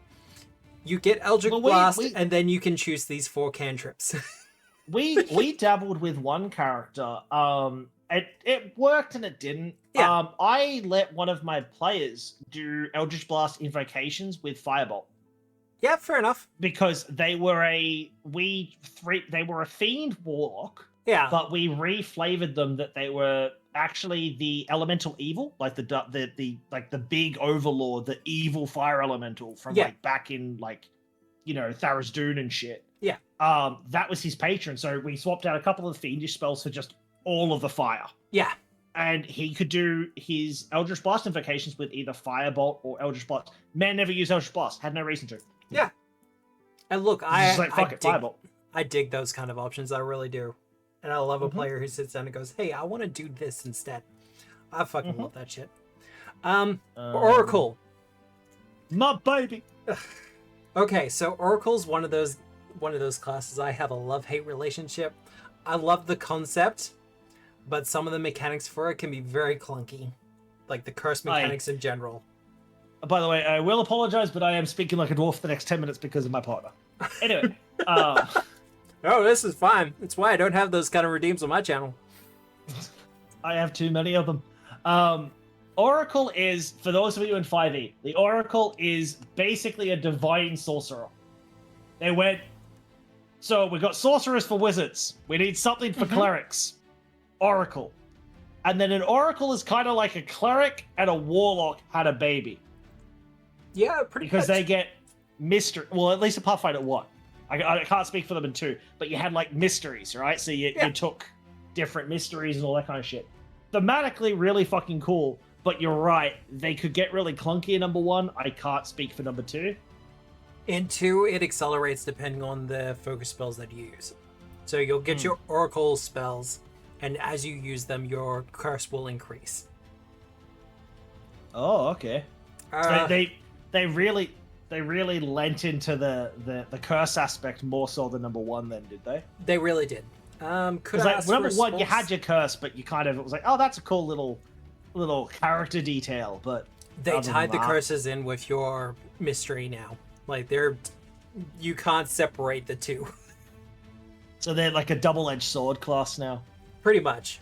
Could I ask Hey, for a Doc. small side tour to explain the curses specific to the Space Oracle? Is there a Space Oracle? Dark Tapestry? Oh, gonna have a quick Is there look. a Dark Tapestry? I can't see from here. Actually, Archives of Nethys, where are you? Spell repertoire Elucidate. mystery. Cosmos. Doesn't sound as cool. I'm a fanboy for Dark Tapestry. Look, Dark Tapestry was a really great name. Where the fuck am I looking? Cosmos. For? What am I Celestial looking at? bodies. I'm looking at mysteries. You are looking for mystery. Yeah, the mystery of Cosmos. All right, let's have a look. Your body is as much astronomical one as it is physical. You gain resistance equal to 2 plus half your level against all physical damage. Okay. Yeah, right. Yeah, that sounds kind of cool. Dancing light, spray of stars, interstellar void. That sounds kind of fucking cool. That's advanced. Oh god, 3d6 cold damage. And then, okay, yeah, no, yeah, okay. I dig it. The fact that he sounds so fucking traumatized, I dig it. When did they activate after each focus spell when they run out? After they cast each of their focus spells. So whenever they cast one, this is from memory. It's been a while since I've been for the Oracle. But every time they cast one of their revelation spells, their curse increases. I like that. So it's almost a little bit like old school Blood Hunter, Yes. where to use some of your abilities, you had to take more and more of your health away. Yeah. Which I loved. I love double-edged sword, like where you've got these big fucking swings of like, look at me, I'm the fucking hero of the story, and then the next minute you're like, well, I fucked up. Please save me. Oh god, I remember this curse. You start to float because you're being drawn into this. You're being drawn to the void again. As in uncontrollably float, or you just float around? Minor curse, your unnatural lightness makes it hard to keep your footing and interact with other physical objects. You become So you become a balloon. kind of, yeah. I kind of want to play that now, just so I can have someone be like, "It's time to put the fucking like the thread around your ankle and just like drag you through like a fucking balloon in a carnival fair." Because I know the fire one makes it so that you can't see things beyond a certain point because everything just gets covered in smoke. And it's just, yeah, some of the curses are really weird. And a lot of people will look at it and go, this seems cool. And I'm like, yeah, let's see how you're doing with it in a couple of levels. See, I would be the one that'd be like, "Nah, it'll be fine." And you'd be like, "Are you sure?" But nah, it'll be fine. And then it'll be the session be like, "Please save me." Please, can I switch my class or at least switch to something else? Oh no, I'd commit till I was dead, but I would so fucking chaos like a gremlin on the way out. Psychic. Psychic is a new one. They're similar to the wizard in which they're a D6 caster, but they use kind of like psychic magic instead. Their big thing, however, is Go cantrips. figure. They do lots of weird stuff with cantrips. They have things called amps, which allow them to change how certain cantrips function to make them better. And they're kind of cool to watch in action. So wait, they took the meme content of I've got a cantrip master character and went, we're gonna build a fucking class around that. Absolutely. Isaac, I respect the fuck out of you. They took a fucking me. I've literally played that character where I tried to get as many cantrips on the fucking character as I could. Yeah. I That think just sounds fucking hilarious. I think my record for a level 6 wizard in Pathfinder 2 has been 9 cantrips, 9 or 11, and that's with equipment and everything else like that. But Ranger, It's not shit. Look, I wasn't going to say it, but it is I very will. similar in flavor and ideas and concepts to the one from 5e and from every other system you've seen about the place. Paizo did sit down and work the hell on it to make sure that it was good and fun to play. It ties... Translated, it's not shit. And with the way that they do animal companions in Pathfinder 2nd Edition means that it's actually really good to have an animal companion with you. I don't think I've run a campaign since I've started running Pathfinder 2 where someone hasn't had an animal companion and loved it.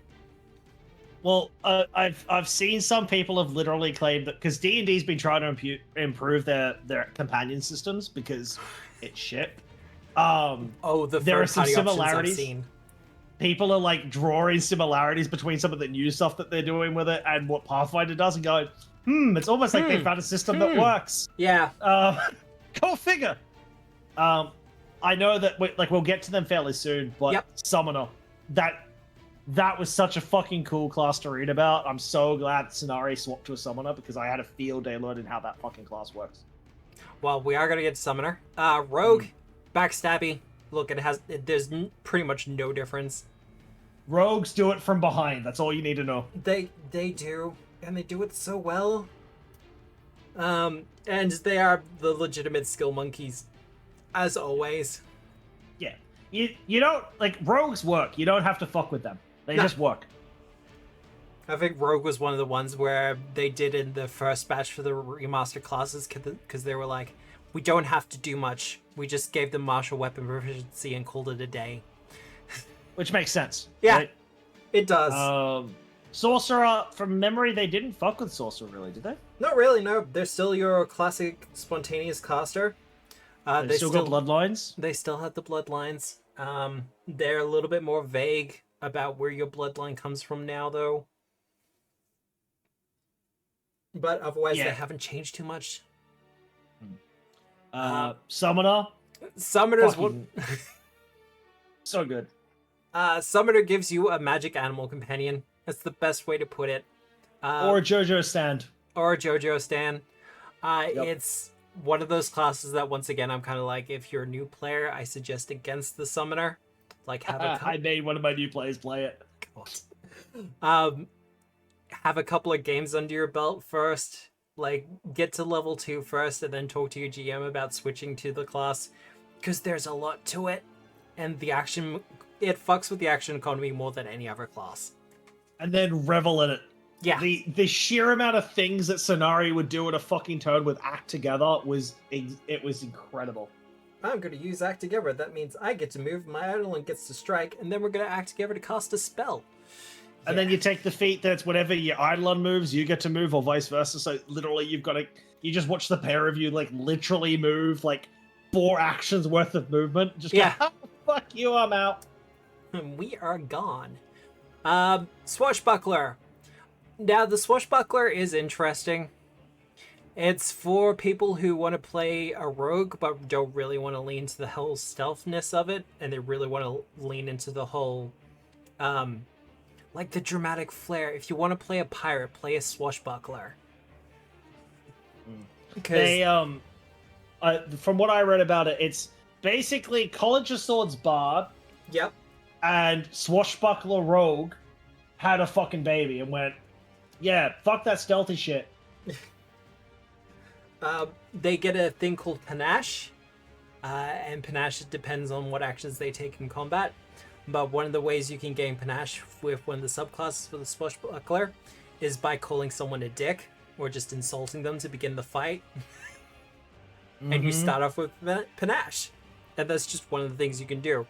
And it similar to Rogue, it gives you like finishing strikes, which do extra precision damage. And they do get access to, I remember reading this, they get opportune riposte, so they can literally punish things for failing to hit you. Yep. They can just stab them in exchange, like, ah, fuck you. Or they can attempt to disarm in some cases.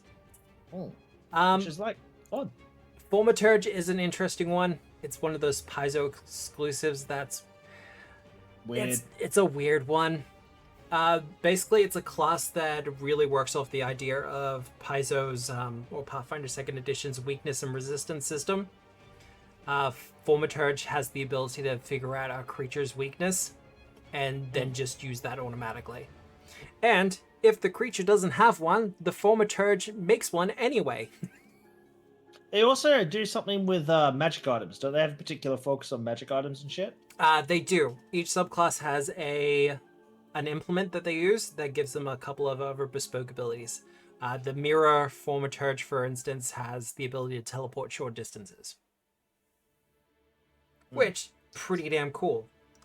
In the Season of Ghost game I'm in on Friday, our Thaumaturge has a lantern, which allows him to kind of detect traps within 30 feet. They did look intimidating though when you first looked at them. There was a lot to them. It's one of those classes where I go second character. Yeah. Because one of our players looked at it for Chronicles and then they're just like, no, I'm gonna skip that one. Witch. This is something I'm interested in. Yeah. See, the witches, for those who are coming from 5e, which is the most similar to the warlock, they get a patron. Now, the witch is also one of those classes that got the biggest changeover in the remaster. The patron now means a lot more. It gives your familiar special abilities, depending on which patron you're going for. And there are other feats you can pick up which give your familiar even more abilities. I do remember reading one thing about them, and I might be incorrect about this. Without your familiar, though, you've got access to none of your spells. Yep. They are your spell book. So if your familiar dies, you don't have spells. Good part, though, you do get your familiar back the next day. Well, no, because someone pointed out that basically it's like kind of like playing a wizard, except your spell book has hit points. Yeah. Moves on its own, and is a perfectly viable target for things that want to kill living things. Yes. So it is something you have to be cautious of. It's one of those things to talk to your GM about as well. I tend to have the rule that if your familiar isn't participating in combat, I won't target it, and it will be ignored in combat. That's that's usually how I run like pets and shit. Yeah. If you bring your pet, like if you make a particular focus about bringing your pet out in combat, or like, you know, you had your pet doing shit when combat broke out, you're gonna have to deal with the fact that your pet's on the board. Yes. Right? If you, in some cases, we've had people where like we've given them an item or something that they tuck them away somewhere, and they're like, my pet comes back to me, and you know it jumps inside my coat, or it does one of these kind of fucking things, and then I kind of just go in my mind, you know what, cool, don't have to worry about that anymore. Yep. But if you make a point of being like, my pet's doing this, like we had a character in West Marches, he's a good friend of mine, and he used to have his familiar, his owl would do like drive-bys and drop spells. Yep. And it's like, yeah, sorry, bud, your owl's getting targeted. Oh, yeah. No, literally, he went through about 5 sessions where his owl was like the first thing to be attacked and die across 4 different DMs because he kept doing shit with the owl. And respect to him, he was never like, stop fucking killing my familiar. Yeah. He's like, nah, fair enough. Like, my owl's been a fair dick. cop, yeah.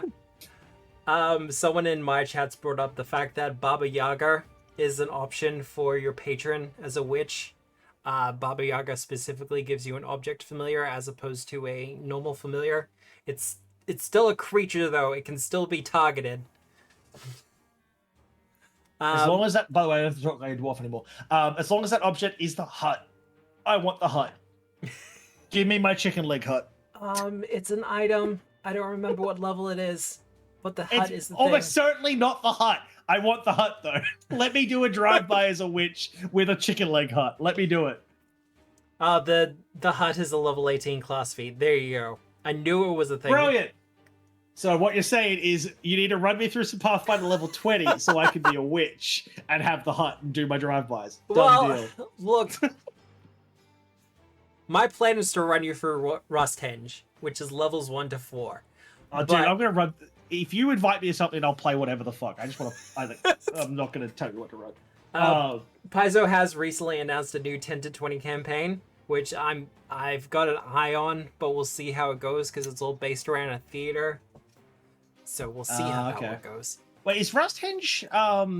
That's not to do with Pathfinder 1's. Oh fuck, what's it called? The Old Gods. It was like the deserty area where there used to be like crashed starships.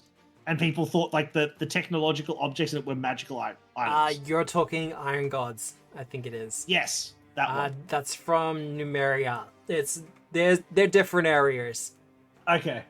Because I just remember reading about, like, I never got to run it, but like reading about the character that found the flamethrower and thought it was just like a staff of like burning hands. And they would just shake it, and there's like, you shake it, and it happens to like dislodge the trigger for the flamethrower, and they're just like, I can cast magic. It's like, it's not magic, but okay, go for it. Last one is the wizard. Look, the wizard hasn't really changed. They are your mainstay caster.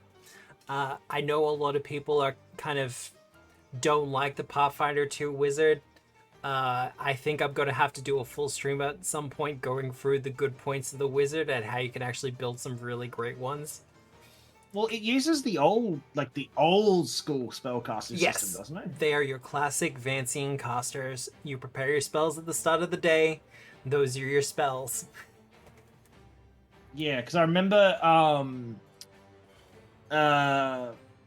Mega played a wizard, and we were trying to find like the closest thing to a divination wizard because that's what he played out of 5e. Yeah. And when we converted him across, and he got a handle on Vancian magic, but it was definitely like a really big shock to the system. Yeah.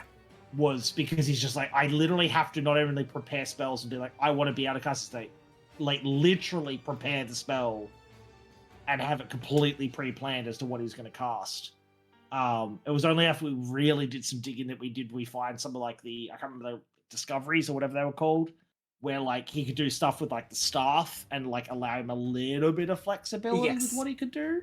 Because you can, but yeah, it was a lot to look at. Yeah, I'm personally a wizard enjoyer. I've run a lot of wizards. I've run one all the way to level 16. They're a lot of fun. They really are. It's just they're a lot to wrap your head around. Vancian magic it's not for the light of heart. It's really not. A lot of 5e players who come across, I will usually suggest they go for a sorcerer first, just because it's a little bit more flavorful. I've got a question in my chat asking where the ranger shines in Pathfinder 2nd edition. Single target damage. You pick one target, they're your hunted target, and you just really run down on them. They're still really good at like have they still got like access to stuff like Natural Explorer and shit? Yeah, they still got stuff like that.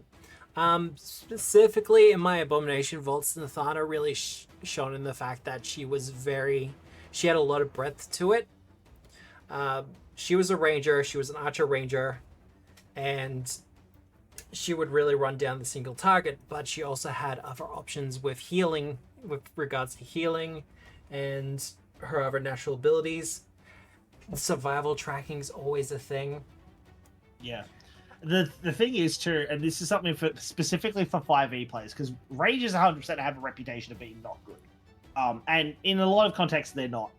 But if I see anyone fucking say Natural Explorer is underpowered, I swear to God, go run some content and realize how much that will destroy everything that you're running. As for people suggesting that their damage is low, it is kind of low, but at the same point, the ranger's purpose is not to do the most amount of damage. The one who's doing the most amount of damage is usually your barbarian or your fighter. They're facilitators, right? Like they're the thing that find the thing and keep track of the thing, and they do a bit of debuffing too, don't they? Yeah. Because depending on your subclass of ranger, it changes what hunt prey does with them. So it really helps with stuff like recall knowledge. which enables your ranger to kind of tell you how to bring down the monster. Mm-hmm. And gives you like advantages on how, you know, this monster is going to be weak to this thing, so let's target that. What saves are weakest, etc., etc. But those are all the classes. A quick rundown. Quick rundown that turned into Michael made it a lot longer by talking a lot. Yeah. Oh, look, that's fine. But cleric. Let's get. We go all the way back to C. Cleric. I drag it on. Select a sanctification, holy or none. Probably holy. Probably. Well, so I'm assuming that that's a because, like you said, because this wasn't a thing in the first one. So this is like choosing good, evil. Basically, whether you get heal spells or harm spells. Okay. Well, Agmar always had a rule: doesn't dabble in necromancy. He'll hurt you with fire. He'll hurt you with earth. He'll hurt you with metal. But he doesn't do that fucking necrotic damage shit. So, holy. Holy. Poison Cleric was the healer, War Priest's our Wampy, right? Yes. War Priest is your Wampa. Alright, Holy Humanoid. I like how that becomes a type. I'm now holy. Yeah, I because can literally say I'm holier than thou. Because if people cast like Begone, unholy spells on you, they work. Fuck. Alright. Gender pronouns, I'm just gonna quickly do that. Agmar's usually 127. I don't know how long dwarves live in Pathfinder. Yeah, look, 127 is fine. I think their general thing is up to about 300. In my settings, and this is because I'm a dwarf fanboy, fucking fight me, dwarves live as long as elves. Yeah. Full stop. See, my point there is I usually bring down the elves' age. Oh, do you? You just think elves not... No, I'm like, I like the idea that my dwarves are just fucking old as shit. So I just like, yeah, nah, they live to 700. Done. Ethnicity, right. Nationality doesn't really matter too much. Yeah, I'll just... alright. Next thing. Alright. Attribute modifiers. You'll see an edit button. Nice and glowing. Yes. If you hit that, it should open your attribute boost window. Okay, so I've got Dwarf with a 1 next to it, an alternate boost, voluntary flaws. I don't know. Now, you don't have to take a floor. Floor is I like taking a floor because... Okay, so for anyone that's wondering, when you're doing your attributes and that you're like a video gamer and you're doing your character... sorry to speak out of turn. You're right. But there's a stigma for a particular lot of new players that you don't want to take negatives, right? Yeah. Take it, like, and this is only my experience, 50% of the time, the funnest moments you'll have with your character is at something that you're bad at. Yes. Because either you will roll really well and you'll pull it off, and you'll be like, I have no fucking business succeeding at that. Or you will fail spectacularly, and it'll be funny as shit. Let's do a diplomacy. Oh no, I rolled a 1. Oh yeah, no, charisma's my flaw. Yeah. Agmar is a gruff, perpetually dirty fucking dwarf. He's constantly covered in soot. He doesn't deal with niceties. Yep. He hits things, he knows his spells, and he will forge you something real fancy and real pretty. Yep. But generally, he was the one at the family dinner table is told, just stand there and look. I was going to say look pretty, but look grubby, and don't open your mouth because you're going to insult somebody. Well, dwarves already have a floor to their charisma under the legacy system, so this will be starting off with the -6 charisma. Sorry, the 6 charisma, not -6. What am I doing? So -2 to your charisma. Now that's actually not gonna hurt you too much. Brilliant. So I've got 1 extra boost. So I've automatically got Con and Wisdom as a dwarf. Yeah. Go figure. I like those. I'm gonna do Strength. Now, this is something that I wanted to ask because I don't remember. Yeah. In 5e, Dexterity is king. Yes. I'm sorry to break it to you guys that are like me and enjoy Strength. Dexterity is king because it's your initiative. It's your dexterity saving throws. It's your damage if you're using a finesse weapon. It's just good. Is it as dominant in Pathfinder? No. Speaking my language. Because it always sucked to play a character that had a negative dex. So, in Pathfinder 2nd Edition, the default for initiative is perception, which is based off of wisdom. So no dex there. The usual one where dex also shines is with your armor class. In Pathfinder 2nd Edition, what you will find is, depending on whether you go high dex or high armor, your armor class is only going to differ between the two different variants by only a couple of points. Do we have touch like we did in number 1? No more touch armor class. No more.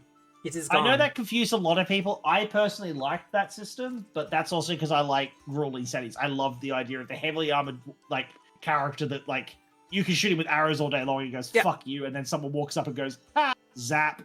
Touch armor class being gone is one of those things that was sacrificed on the altar of game balance. Fair enough. There are a lot of people who kind of have that whole yes and no about the whole thing, but it's something that had to go. Now, background. Strength and wisdom, easy done. Well, wisdom, because casting, and I can't not go strength, so it was between wisdom and con. No, I like Agmar to be bulky as fuck. I love him having a big health pool. Yep. But I can't do that, so... Oh, he's gonna have a decent one, that's for sure. Good. He should have a lot of health. The proudest moment I ever had was when I played it. I played Agmar in a session, and I had more health than the Barbarian. And people are like, how did you do that as a cleric? Fucking dedication to the cause. Yeah, no, that'll do it. Now, as a cleric, you get wisdom. Go figure. That's just the thing. And at level 1, you get your free ability boosts. So you pick 4 of those. Strength, con, wisdom. Yeah.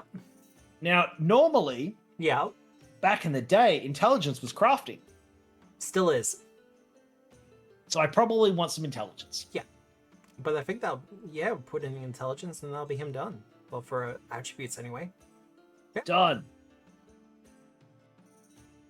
He is a strong-ass dwarf, and I love it. He very much is. Like, what's your cleric good at? Punching things. What? Smacking things. Ranged weapons, what are those? I have spells. I have a word for divine lance. Can you do throwing weapons work with dex or strength, or are they just dex or are they just dex to hit, strength for damage? So I probably won't hit them, but if I do hit them, it'll hurt. Well, at the same point, you'll have divine lance, which is a cantrip for divine casters. You mean divine hammer? Yeah. No, absolutely. You want to flavor it as a hammer? I don't mind. Done deal. Yes, I use fucking pointy sticks. I use hammers and axes. Thrown weapons, I believe, have the propulsive trait, which means that you add your strength to damage on them. Wait, no, that's for something else. But regardless, someone play a Leshy, I'll throw you at the enemy. It'd be great. Languages. You do have one extra to choose if you want to. We can live. Where do I do my languages? Be above your attribute modifiers, but there are a lot of them. Oh. Do you want like you the have Earth a celestial language? Oh, celestial. Or the Earth language. Celestial, celestial, draconic, or earthen. I don't really mind. Draconic's easy done. Because they changed the name of celestial to something else, so we're just gonna go draconic for now. And they don't have Terran anymore. It has changed name. Okay. Because a lot of the original elemental languages were tied in with the OGL, so they've all had to get new names. They are still doing Orc, correct? Yeah, Orc's still a language. No, as in instead of OGL, Paizo, because Paizo was looking at doing Orc, weren't they? Yes, they are still doing Orc. The Orc has been released. I'm personally waiting for the third-party Paizo compatibility license that will come with the Orc. but that's being worked out with their lawyers and everything else like that. I just remember seeing the memes all the time of all hail the orc. Oh, yeah, Anyway. the orc. All right, so we've got my languages done. We've got my stats done. That's all my actions. That is all your actions. What should we do next? In your opinion? Okay, feats. That's the hand. Next one over from the feats. Sorry, next one over from the hand. Fuck. Almost had it. Everything will be orc. Okay, so my doctrine is War Priest. Yep. Which is I'm trained in light and medium armor. Oh, not heavy armor. That is a feat you can pick up as a cleric at 2nd level. Brilliant. You gain a shield block general feat. So shield block. Yep. So that's a. Oh, so that's the one that Jandor did in the beginner box. It's where like you've got ratio because that was the same thing in Pathfinder, wasn't it? Yeah. Shields don't inherently give you AC. Yeah. You have to actually action. raise your shield. Yeah. Yeah. But in exchange, where a lot of people are like, oh, that's shit, you could do a lot more with your shields, right? Yeah, I'm going to be, considering your strength, I'm probably going to suggest you go for the tower shield. If we can afford it at 1st level. Because you'll get a lot of use out of it. Okay. Because your strength is kind of through the roof, so that's fine. Haha. You also get Deadly Simplicity, which means simple weapons. If it's your deity's favorite weapon, it increases the damage die by 1. I think Taurus is the hammer. Hammer? So I'm I think pretty it'll go sure from a it D6 to a is. D8. Fuck, how do I open edit item? Here we go. Details. Warhammer! Yes, we're good. I can pound things with a hammer, it'd be great. So I'll add that later. And then so I get divine font healing. Yes. So this is because I'm a holy cleric. Yes. So with the remaster clerics, you get 4 free heals a day. Okay. You so can that's cast kind of heal what that's 4 what times. Tara had. Yeah. Yeah. It used to be based off your charisma modifier. Oh. So you get healing fonts equal to how high your charisma is. But they felt that it was punishing to some cleric ideas. Specifically, for instance, yours. Where you're like, hey, I want to have less charisma. I can't heal you for shit, but you're playing a cleric. Can't heal for shit. I have no healing fonts whatsoever. Now, this was a problem that I don't want to say problem because it's something that you could work around for sure. Yeah. But this was definitely something that you've had to listen to me bitch about before. Was that we did run into an issue with one of our I don't want to say it's an issue because she wasn't like super mad about it, but it definitely felt like when you cast heal that if you weren't right next to somebody, you couldn't really do anything else with your turn. Because of the fact that it's one of those interesting ones where you've got 1, 2, or 3 actions. Yeah. The usual meta regarding heal is the 2-action one is probably the best. Because it's a DA plus 8 for healing, which is a ridiculous amount at 1st level. Yeah.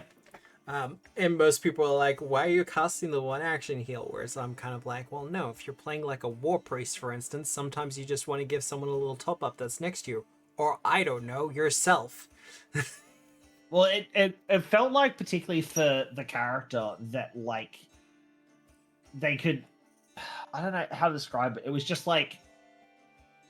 All their spell casting was, like, 2 actions. So then they basically... Coming from 5e, you went from having an action to cast, the move action, and a bonus action to basically, well, now I don't ever get bonus actions. Yeah. Because I basically always have to be moving. This is one of those things that does come up a fair bit when people switch over from 5e. Because, for instance, if you play a fighter in 5e, your turn is I walk up and then I bop them a lot. Yeah. When you come over to Pathfinder 2, it's like I have 3 actions. I'm going to walk up and bop them twice. And then the next turn, I'm going to bop them 3 times. And then you have the thing of also multiple attacks on a single target. Yes. But with the caster, it feels very much the same, where you still only have 2 actions in a turn, where it's you move and then you cast a spell and then you're done. Yeah. The thing I usually suggest to players that are new to Pathfinder 2nd Edition, particularly if you're playing marshals, is to focus on the idea of only attacking once per turn. You can swing twice, you can swing 3 times, but if you want to get the most out of the system, try to only go for 1 attack per round. Raise the shield. Step. Move around. Run up a staircase so you can leap down on them the following turn. Well, the exceptions being for like monks where they get their flurry of blows, so they're gonna do. Well, even then, the multiple attack penalty does stack with flurry of blows. So for the monk, it's even more important for them to kind of keep moving. To kind of keep on their toes, to keep the enemy moving. Because if you're up against a big creature, for instance, like an ogre at first level, it only gets 3 actions in a turn, whereas the players have 12 on average. Yeah. Spread out across them. So the more actions you can deny the ogre by staying out of range of their club swing, the better it is for you. That makes sense. Plus, the upside of that is it makes the casters in the party feel better. Yeah. It was definitely there was definitely moments where we had people in the party, by no fault of their own. Yeah. That they were just like, I'm going to do this and this and this and this and this, and then you had the casters in the group going, I'm going to do this. Yeah. That's me done. The beginner box is also kind of terrible for this because Menace Under Atari, it has 1 undead fight, I think. You fight a bunch of skeletons and a zombie. Because the clerics at first level really shine against undead and demons. Like undead, fiends, all that other kind of stuff. Because while most people will only be doing like 3 or 4 damage, your clerics will be pinging off their weaknesses. So doing holy damage with their spells.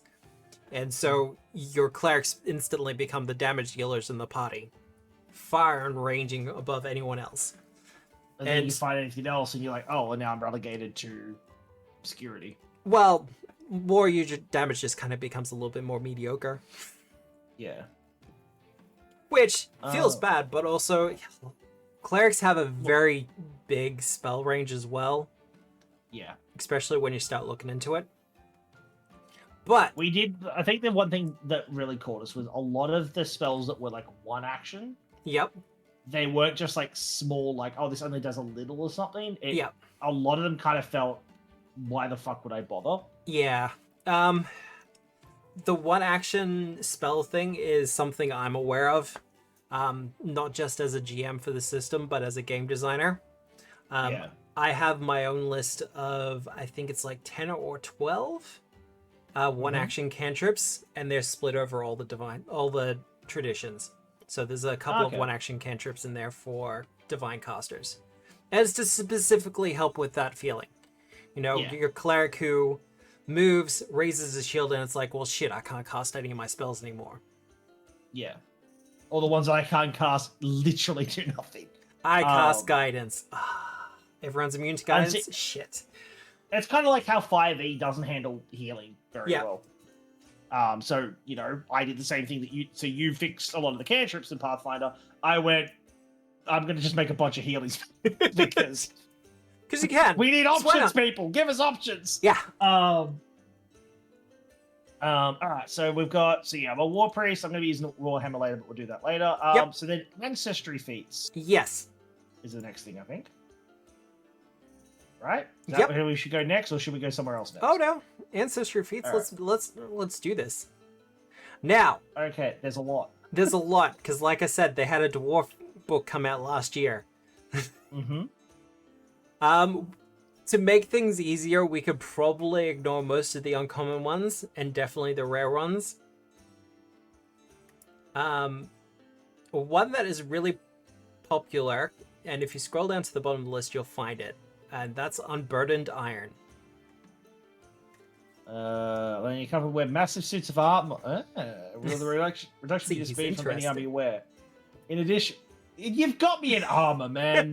Anytime you take a penalty for your speed for some other reason, such as from encumbered condition or...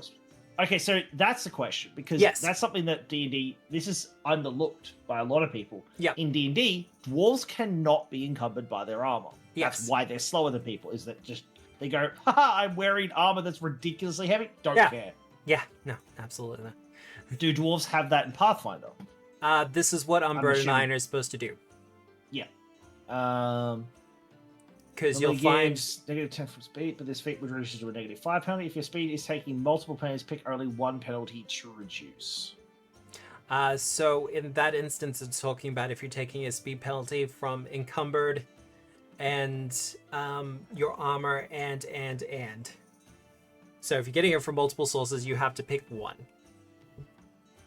Okay. But what you will find is that if you have a high strength, your main penalty will be coming from your armor. And at that point, you just go, well, I'm going to ignore the speed penalty for armor. Because that's something that's a big question, because in 5e, encumbrance is generally skipped by a lot of DMs because it is a lot of penalties. It's very easy to become encumbered. Like how when we ran encumbered for Chronicles, which we ended up ditching. I just said to the group, do you want to ditch this? And like, yeah. Because we ran, I think the default's 10 by strength. And I think I dabbled with 15, and then we eventually swapped to 20, and then we just went, fuck it, it's just a pain in the ass. But what I tend to do as a GM is as soon as there's a bag of holding in the party, we stop paying attention to encumbered. Unless they're trying to like store a fucking ship in it or some shit. That kind of thing, and also in terms of heavy armor. But at the same point, the Foundry doesn't automatically add encumbered. It's one of the few things that they don't automatically do. They let people put it on when needed. But considering that with Angmar you are going for heavy armor, I would suggest the Unburdened Iron. So does heavy armor give you encumbered, or does it just, it's a kind of encumbrance that gives you the slower speed? I believe full plate gives you -5. Okay, well done. We'll take Unburdened Irons. The only thing that would possibly tempt me otherwise is there something that would give me more hit points. I think you're pretty good when it comes to dwarf. We could always have more. I'm the guy that plays Hill Dwarf that goes, I'm immediately taking toughness. Why? Yeah, I mean, toughness More hit is still points. a general feat you can pick up. Tempting. You should take these caster feats, but health. All right, so we'll take Unburdened Iron. Yep. All right, so we've got our ancestry feat now. I've got to remember that there's less feats on this thing because we're not building around the variant rules, which is like, haha, feats. Because we ran the archetype feat rules. Yeah. It was like, fuck it, because I had people that wanted a multi-class, and it was like, I want more options. Like, fuck it, everyone has more options. Yeah. It was fun. It was just people got a lot of stuff. People get a lot of stuff, and it can be overwhelming. Absolutely. It was fun though. I run the free archetype rule for all of my games. PFS is the only ones that I don't, and that's because PFS doesn't allow the optional rules. That makes sense. Okay, so we got my feet. Yep. We're good. So I have Dark Vision. Now, this is something that 5e players wouldn't be used to. To my knowledge, Dark Vision is not common in Pathfinder, is it? It's not that common. I think we're in 5e, it's most of the races in 5e get some version I think it's literally 70% of the races have Dark Vision. Whereas the percentage is closer to about 20% in Pathfinder 2, and it's usually from the subterranean races or ancestors. Gorgon asks, is there a spell with a damaging AoE that a magus can load into a throwing dagger as a single use? Bible. From first level, yes. I'm trying to remember what it is off the top of my head, but there are a couple. There's a cantrip called Spout that you can load into it. I know that Demarcus he was the ranged magus. Yeah. Subtype, and he used to just load fireballs into his bolts. Yeah. No, absolutely. And it was just like, oh, so you're shooting fireballs at people. It's like, yep. Like, fuck. Don't miss. I wish he'd missed. That motherfucker never missed. Never missed? No. The Demarcus is like, you give Jandor a D20, and it is scary what he'll hit. Man doesn't miss. Doesn't happen. All right. Now, proficiencies. The hand. The hand. All right. So Now, I'm good at crafting because we took the thingamadoobie. Yep. So that because you picked your deity as Torag, it probably gave you crafting as your divine skill. Mm. And because you're a cleric, you also got religion. Go figure. Um, Never saw that coming. A cleric gets an additional amount of skills that they are trained in, equal to 2 plus their intelligence. So for you, it will be 3. Because I had a +1, right? Yes. Now, for people that come in from 5e, the skill system for Pathfinder is confusing as fuck until you realize it's not. I actually really like it. I think it's a great way to do skills. However, it is polarizing. It is. So compared to older editions of tabletops, 5e basically said, here's your stats. Are you proficient at yes or no? That's about all you do. Set and forget it. Generally, without either class levels that give you proficiencies, things like expertise, the skills that you have at level 1 are the same skills that you'll have at level 20. I am being corrected by chat. Crafting came from Alloy Smith, not from Torag. Yes. Thank you, chat. In Pathfinding, you can just actively still get better at shit, right? And you unlock the ability to do new stuff by being better at stuff, correct? You get a skill increase every 3 levels off the top of my head. Unless you're a rogue, and then you get a skill increase every level. Skill monkey. Or a skill feat. But otherwise, you can just continue to increase your skills as you like. It's not like Pathfinder 1 where literally you had skill points and you could just bulk the shit out of a skill. Nah. No. Fucking everyone with perception.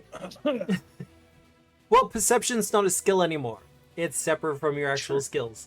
It's based more on your class than anything else. But you have 3 skills to pick. If you're focusing on medicine is 1. No, that's what magic's for. And that's what magic's for. I'm all for this. I don't think Arcana. Arcana. I would I'd probably say Arcana because I'm making he wants to make magic weapons and magic armor and shit, right? So that's gonna be. You can use religion for it. Oh, could you?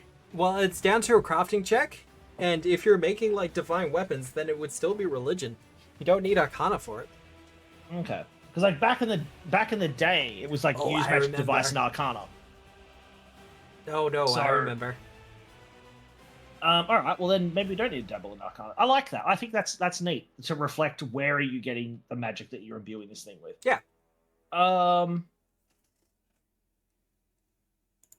Now, the way I always saw Akmar back in the day is he was actually from relatively high society. He just didn't look it. Yeah. So like his lore was always that like his mum was like a not like a top of the line, but like relatively high up there in like the priesthood of Torag. So he was raised around that, and then his dad was from like a military family. Yep. That had like associations with like a royal guard. So again, not like actual nobility, but like nobility of station. Yep. So I actually think he wouldn't be terrible at society. Yep. No, that's fair. He'd know enough about society that even with his gruff personality, he'd be like, yeah, I'm gonna bow to this fucker, and yeah, don't speak out of turn, and blah, blah, blah, blah, blah. He knows which fork to use at the fancy dinner. Yeah, he knows what to do. He just chooses not to do it. There is a temptation to go athletics just because I'm good at it. Look, I was going to suggest athletics as well. Because it's just a lot of fun. Athletics is what you use to do like trips and shoves and things. And particularly with the Warhammer, because I think it has the shove trait. I'd imagine so, it's blunt. Which allows you to, do your shoves using your Warhammer, which is cool as hell. Acrobatics, no. Deception, no, I don't lie. Nature, no, I live in a forge. Performance, no, I throw things at performers that get in the way of my beer. Yeah. Survival, no, I live in a forge. Arcana, no, I'm divine. Crafty, we've already got. Diplomacy, you could argue diplomacy from like a shop front, Yeah. but I kind of feel like people like, you go to Agma for good shit, but you don't go to Agma for like a happy fucking shop persona. Yeah. He has no customer service skills. He's Yeah. like, you want a sword? All right, here's a sword. You want? He's- Oh fuck! You want that kind of sword? Fine, I can make that. But fucking, he's the one that's like in the background, like fucking knife here, trying to make me make a fucking fancy silver sword. No, fucking hammer. Make a bloody hammer. Madison's tempting, but again, I feel like he's like, I can heal you because I've got healing magic. Which Otherwise, is fair. I'll just like bolster you up. Occultism. So occultism's a new one for me. Yeah. Like I know it, but what does occultism actually pertain to? Occultism is kind of your weird magic. It tends to straddle the line between like more mental stuff and the weirder, more obscure stuff. It's kind of your cosmic horror spell list, to put it another way. So it's something I like, but Agma would be like, I'll hire someone to tell me what the fuck that's about. It potentially, yes. I don't steal, and yeah, Agma ain't sneaky. Intimidation, even though I have a negative charisma. Yeah. Because grumpy dwarf be grumpy and throw things. I believe there's a skill feat you can pick up that allows you to add your strength to intimidate. That works. But that's I not also know that there's a something feat that you can pick up that our wizard picked up in the campaign, that it's just like all about insulting people and pissing them off. I know he took that as a wizard. We had someone check go, why is that on a wizard? It's like, because why not? He's a dick. Yeah. The joke is the sneaky fucking wizard, because wizards get a lot of skills, and it's like, I usually suggest to wizard players, be like, why don't you pick up stealth? Sneak around. Because if they look hide. at you, if they look at you, you die, so don't get looked at. Yeah. Do not be perceived. Use your illusion spells. They exist for a reason.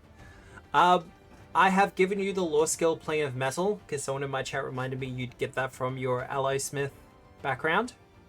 Thank you. So you would have some knowledge of the Plane of Metal and how it interplays with the material plane. So in D&D, and this is partially because of the virtue of the fact that they trimmed the skill list. Yeah. You can use a skill to attempt other skill checks if there's a correlation. So, like, for instance, because now I might be out of tune, but to my understanding, the plane of metal is formed by the intersection of energies from the plane of earth and the plane of fire. In the current edition, the Plane of Metal is its own place. Oh, okay. Because, like, I know in, like, old school, because we dabbled with Eren Thasal, which was, like, a big elemental cube. Yeah. In, like, way back. Was a campaign setting thing that we did. And we had, like, plays that, because of the way that fire and earth intersected, there was, like, you could do, like, a massively marked down, but you could kind of try to guess things about the plane of earth because you could guess some things about the plane of fire. Yeah. Because they were, like, in the layering, they were, like, in proximity. So, but if this one, for instance, I wouldn't be able to go. I might know a little bit about earth because I know about metal. You Metal's could very much its potentially own do thing. it. You could potentially do it. It would be down to your GM, though. It would be very much GM fiat. That's fair enough. I'd allow it in some instances, but others, it's kind of like, yeah, no. It would depend on the setting, because like you said, in this current setting, it's its own thing. It's not an intersectory plane, so it's... And there are metal elementals. I like these things. I want one. They're kind of cool. I'm looking forward to when more of them come out. I will build one. Don't ask me how I'm going to build an elemental, but I will fucking manage it. Figure it out some way. It's fine. Kuro made literally an army of fucking ceramic soldiers. So, I sold them to Hell. Don't ask me why Hell needed constructs, but they did apparently, and the DM let me sell it to them for 20,000 gold pieces. It was great. God. It was a lot of clay soldiers. Now, spell casting. The bane of every player that plays a spellcaster, building your spell book. Let me start you off here. Your spellcasting type is prepared. Yep. You are Flexible. So what's flexible? flexible is if you want to have a spellcasting option that's a bit more closer to 5e. So you Okay. have less spells per day, but you're flexible in which ones you can cast. Okay. That's all it That's does. something I think I think that's something we looked at doing for Mega's character. He ended up going full Venetian though. But... Magic Tradition is Divine. Key Great. Tribute is Wisdom. Oh, we both did it. Great. I'll delete mine. Done. Alright. So I need to build my spells. Is that a spell preparation thing, or how do we get the spells? If you press in the the spell dock? preparation, it'll bring up your spell book, Yep. and then you can and then press the plus. magnifying glass, and it will give you the list. Oh, the magnifying glass. Now, Oh god. there are a lot of options. The default list I usually suggest to people is, particularly for clerics, because in Pathfinder 2nd Edition, you can change what spells you have access to this full list every single day. So that's the same thing in 5e, and that's something that intimidates a lot of cleric plays, is Yes. that clerics don't have, like, I only know these spells. They have their whole spell list they can Yeah. prepare from each day, which is a lot. I usually suggest a couple of ones that are thematic for the cleric that they're playing and kind of just stick to that. Okay. For Agmar, look, Detect metal. Detect Metal, Divine Lance, or Divine Hammer. I always Thank suggest you. people can change the name of their spells once they're in their own list. Mm-hmm. I think you'll like Needle Dots, because that Needle is very Dots? much a metal spell. Yes, I like it. It's- Oh, yes, Pathfinder has bleeding. it does have Oh. bleeding. Fucking 5e things bleed. Why don't you have the condition? The also good thing about Needle Dots is you can, if you have a chunk of cold iron, for instance, you can make the needles out of cold iron. So if you're up against a creature that is weak to cold iron, then using Needle Dots on them with said cold iron will actually also trigger their because weakness. Pathfinder plays a lot more with material, doesn't it? A little bit more. Because like, Not I know to in a sex- Pathfinder 1, it was like you had It was you know, insane. adamantine cold iron, you had what was the fucking it was literally the opposite of cold iron. It was like literally perpetually hot. Yeah. Yeah, I loved that. I always found that really interesting being able to build around it. The original Agma literally had hammers made out of each of the different elements around his belt. So like I would just be like, oh, we're fighting a nice elemental, pull out my fucking like heated iron fucking hammer and whomp them in the face. Yeah. Oh. So I always liked that. I usually suggest to clerics to pick up shield, like the cantrip. I reckon don't worry about it, because you will have a shield. You are a war priest. Mm-hmm. Why do you need a magic shield? You have an actual one. Makes sense. Vitality Lash is a new one, or it's kind of, if you remember Disrupt Undead, Yes. it's the cantrip. It's the new cantrip version for Disrupt Undead. But instead of doing like specific damage to undead, it does vitality damage, which usually. Would you say this is kind of necromancery, or would you say this is almost the opposite of it? Almost the opposite of it, because you're literally just pumping out life energy to hurt things. Okay, no, I can see him using that. Because, like, for instance, like I never take like Toll the Dead, Yeah. or Chill Touch or anything on Agma because it's not what he takes thematically. I mean, specifically the description for the spell: you demolish the target's corrupted essence with energy from Creation's Forge. Done. Well, he's easy. Tremor Signs. Tremor Signs is a fun one. Is it just message, but you punch the ground? You can tap the ground as well. I repeat, can punch the ground. What doesn't do subtle things like tap the ground? He grabs a hammer, he whomps it. Yeah, I was about to say, just drop the hammer. Yeah. Yeah. No. Want I me to get what drop the hammer? Void Warp isn't him. Alright, so put tremor signs in as well. Wash your luck. Yeah. The fuck? Wash Your Luck's one of those interesting ones. It's a cantrip that you can pick up from first level, but usually only starts to trigger at later levels, because misfortune effects are pretty rare. Okay.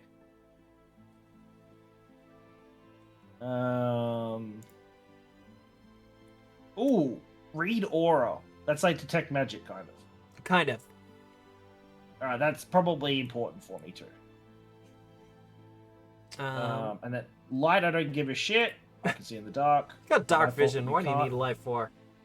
Who needs it? No, usually I do take it to some degree just so I can, you help out your fucking friends. Guidance. I know that Tara will be disappointed in me, but I'm not taking guidance. Oh no. Yeah, I'm that cleric. The one's like, oh, do you have guidance for me? No. Why? Because I don't. I got a shield instead. Yeah. Yeah. No, I get it. All right. So how many cantrips? So this is. I prepare from this list, so I can have as many cantrips on here as I want. Pretty much. And then Oh no! Okay, I'm adding one extra one to it. Bullhorn. Bullhorn? Yes. You know the dwarf is gonna have bullhorn. No. For Look, when some cheeky fucker is ignoring him, you just hear over the fucking megaphone, just "Oi, fuck it!" no. Come Look. back here." The cleric in my Pirates game has Bullhorn, and they will literally just use Bullhorn to talk between ships. It's one of those spells that just makes absolute sense within the setting, and I didn't realize it to begin with. It works. So how many cantrips can I have? You can have 5 per day, or you can prepare 5. Detect metal. Divine lance. Wait, why is that not? Let's fix that up. There you go. You have your slots now. There we go. Divine lance. Needle darts. Read aura. And tremor signs. Yes, I know they're not alphabetical. It hurts me as well, but that's how they landed. And then first level spells. Yes. I can't. Whatever you did, remove the magnifying glass thingy. If you close the Divine Prepared Spells thing and bring it up again, you should be able to go back to the first rank stuff. How do I close it? Oh, here we go. Here we go. Yep. Here we go. Yeah. You got it? Oh god, there's a lot of windows. Fucking first level spells. So this is the same thing. Just add all the fucking spells. You only get as a first level cleric, you only get 2 to begin with that you can prepare per day. Yeah. So bless. Don't know what celestial chord is. No, don't care. Command. So I can say drop my shit. Always fun. I don't create water. Fuck that off. Echoing weapon.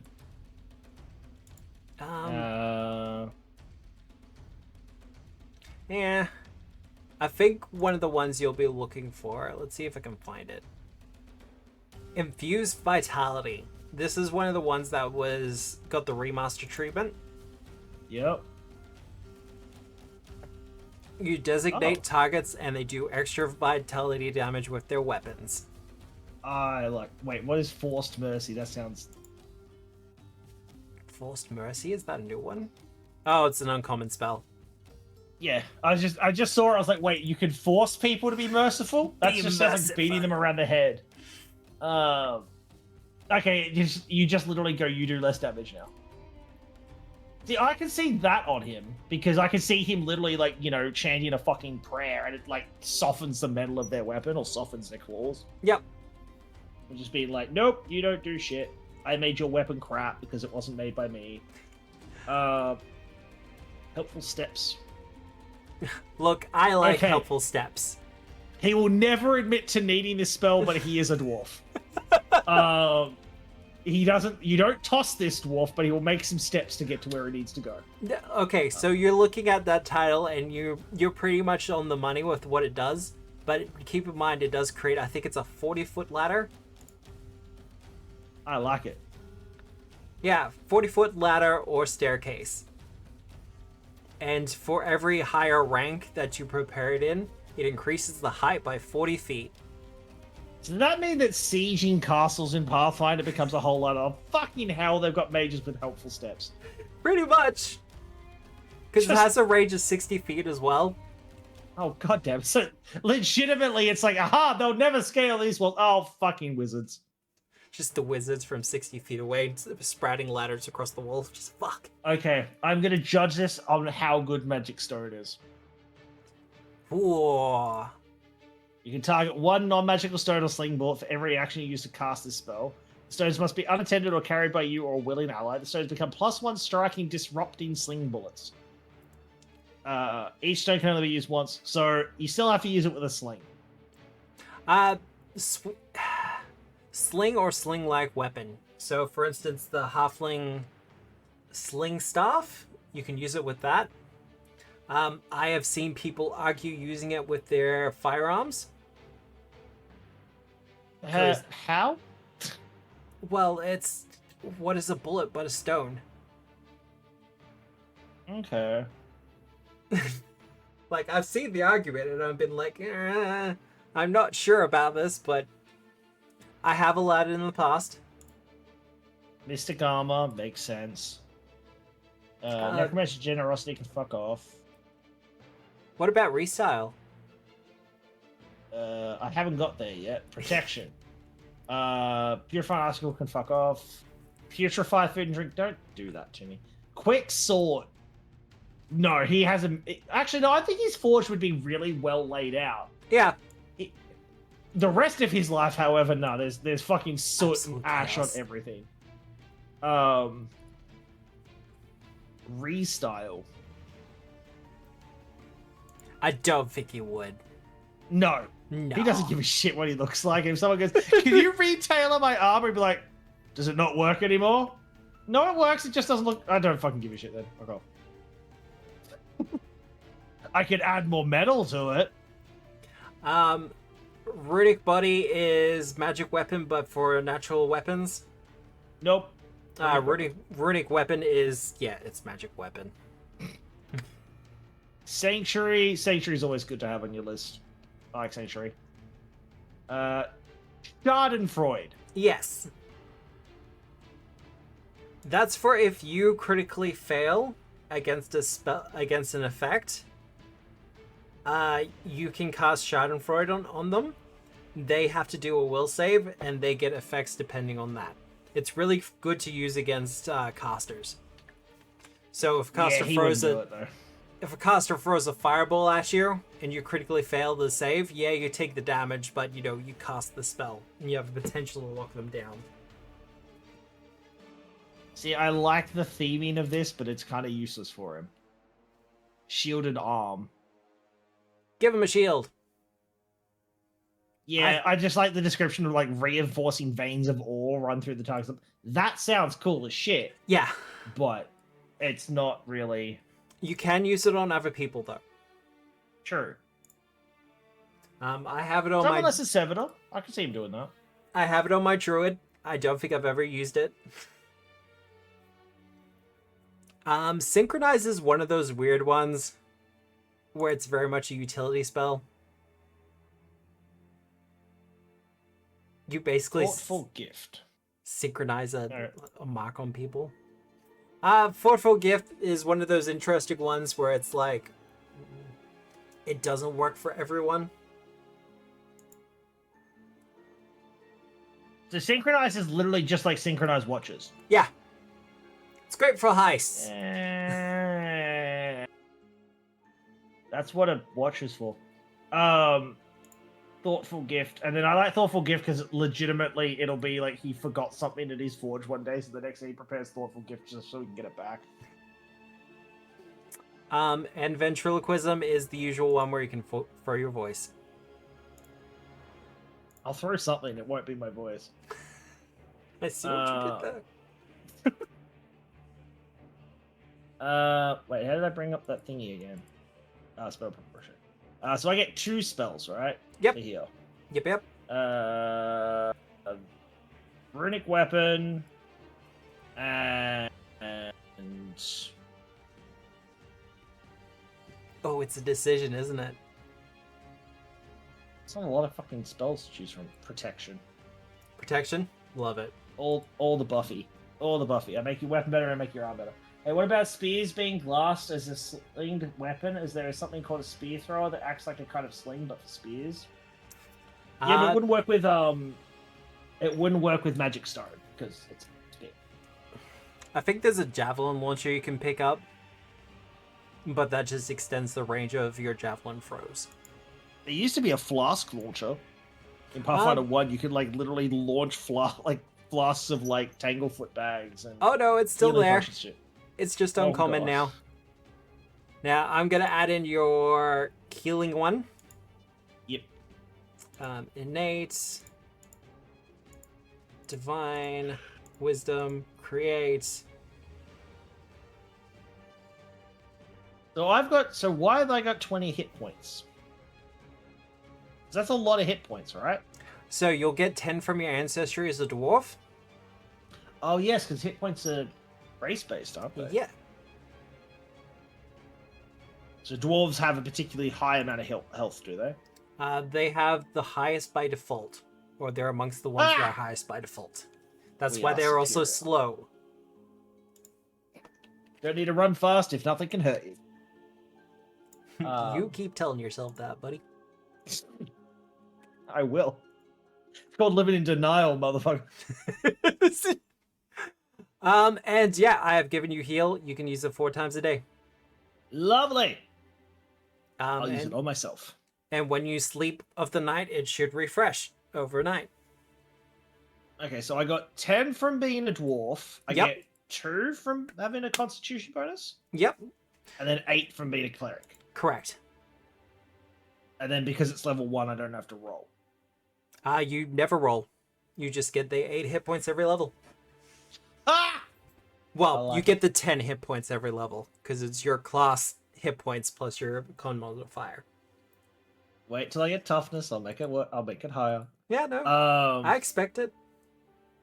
All right. So then for equipment, the only real 2 things that I want to look at is my weapon, which we know is what that's going to be. All right. Well, let me help you out. We're going to open equipment, clear all filters. I got Warhammer. That was easier to find. Where is the cleric kit, or have they just gotten rid of it?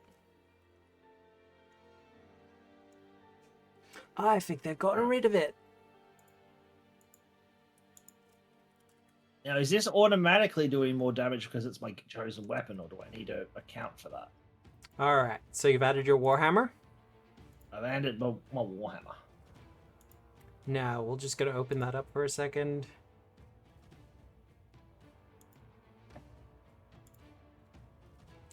No, I'm pretty sure it's the D8 from the beginning.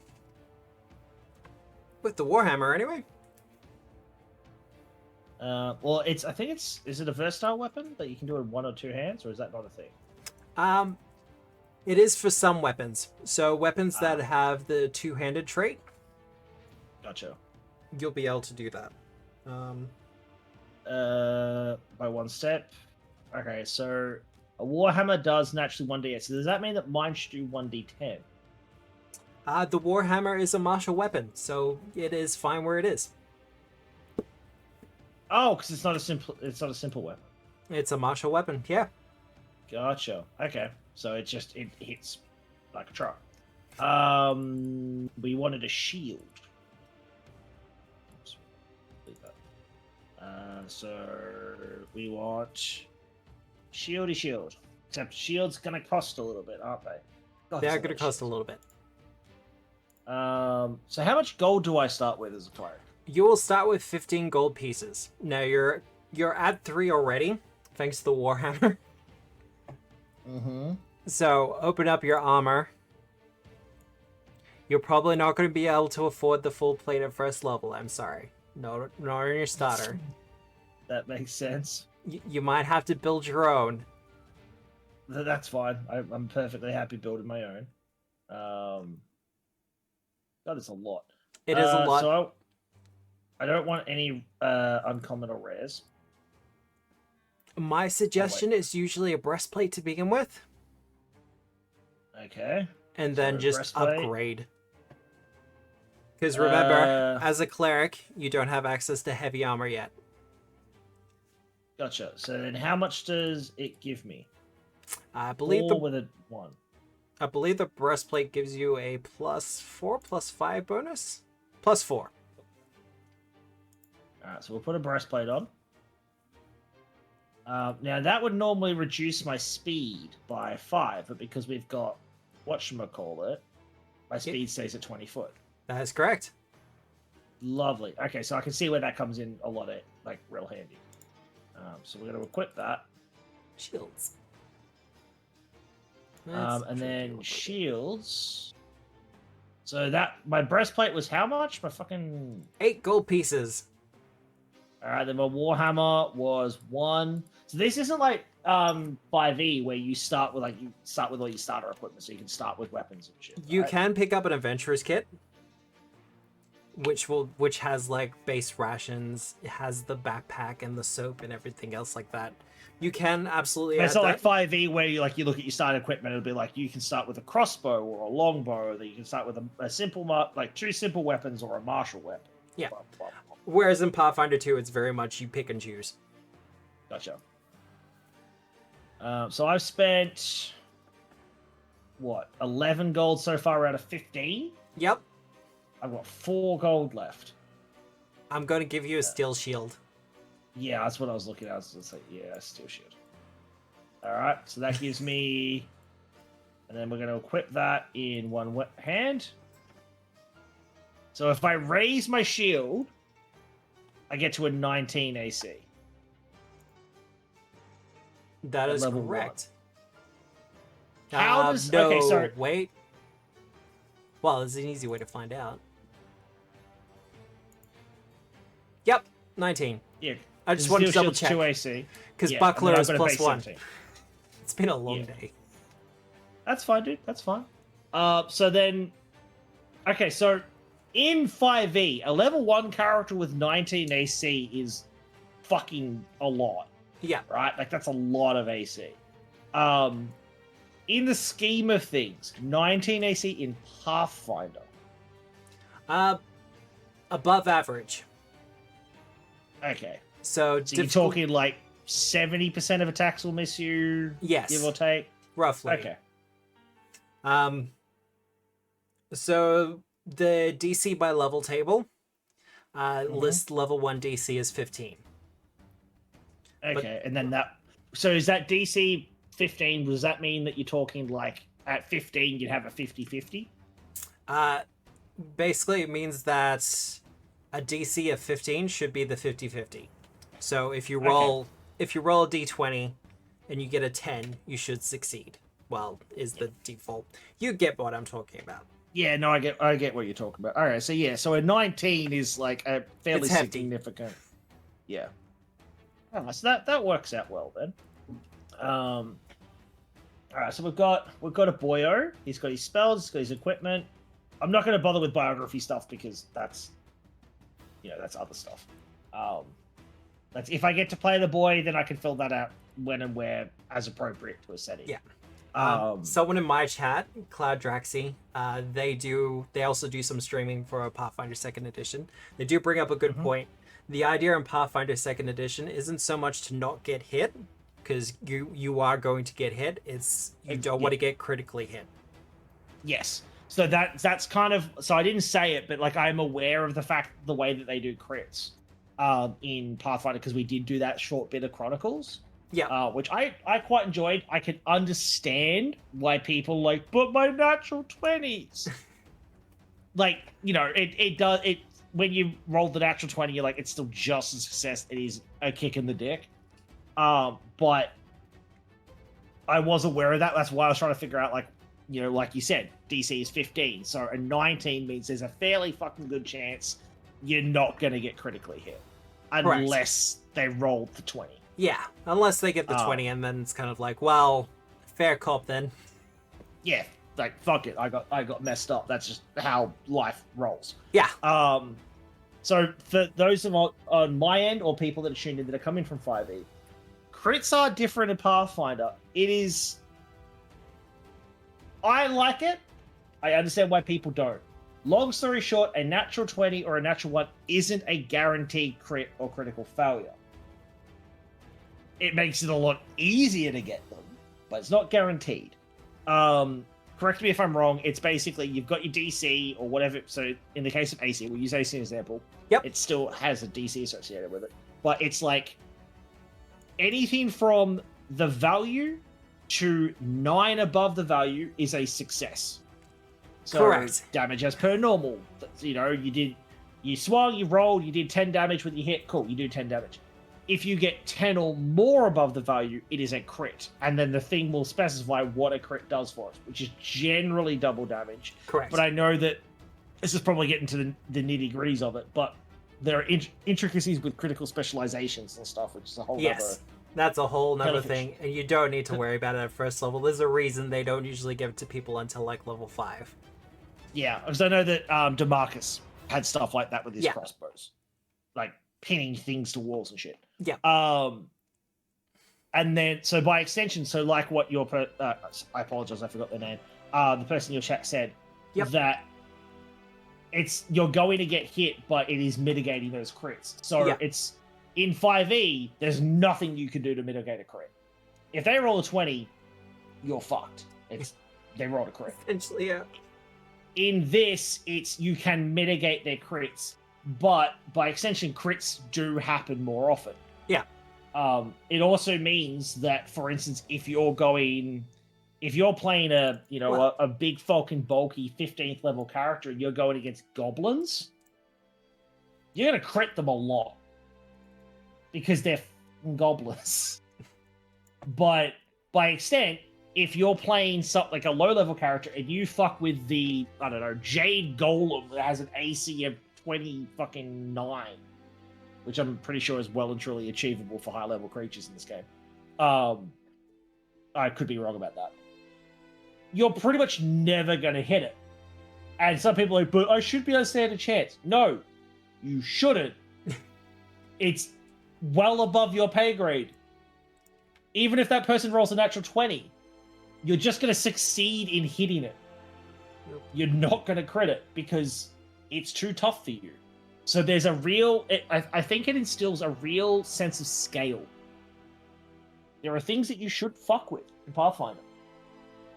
And some people be like, well, that means that I can't live my dreams. No, it gives you a goal. It does give you a goal. But by way of kind of explanation, I have quickly thrown Agmar onto the field with an ogre. You zoom on in. And look at my sexy hood. We're going to swing with the ogre first. And I'm just going to do a general swing with his ogre hook. He has a plus 12 to hit with this thing. Now, raise my shield! Yeah, raise your shield. Yep. How do I do that again? Do I just... where's my shield? Raise it again. Yep, so your AC is now 19. Now he has a plus 12 to hit you. So we're gonna roll that. Okay, the animations look badass. Is that a module or is that just default? That's a module. I use it for streaming because it makes things pretty. I need to steal that module from you. But our ogre got a 25. Rolled a 13 to hit with the plus 12, so that's a 25. Now, this is a really good example, so thank you, Foundry, for helping me out here. Yeah. If our Agmar's armor class was what would be expected at first level, 15, our ogre would have done a critical hit then. And I would have gone splat. And our ogre, with his ogre hook, does a d10 plus 7. He has deadly d10. And yeah, no, he has deadly d10. So on a standard hit, I only did 8 damage because I rolled minimum. But even if I rolled maximum, because Agmar has 20 hit points, he'd still be up. However, if I rolled a critical, Agmar would be dead. With a 35. Emphasis on Agmar would have gone splat. But that's basically the way that it works out, the way that I explained it to some of my players and some people in chat at the time, it rewards being fucking good at something. It does. Your character that has a low accuracy, but they hit really fucking hard, good on it. They're generally not going to crit as much, but they hit more by default. But that really aim-intensive, studying their target, striking at the weak point, they've got that massive attack bonus. Yeah, on default, they don't hit, like, on average, they don't hit for as much as the other guy, but they crit more often. They do. And that's the thing. Particularly with the fighter in Pathfinder 2nd Edition, their weapon proficiencies are far and above anyone else. As it should be. So from about level 5, where they get mastery in their chosen weapon field, they're critting consistently and doing lots of damage. You see it a lot with the gunslinger as well. Mm-hmm. But, yes, as said in my chat, the gunslinger gets very much the same thing, where they just pump out a lot of damage.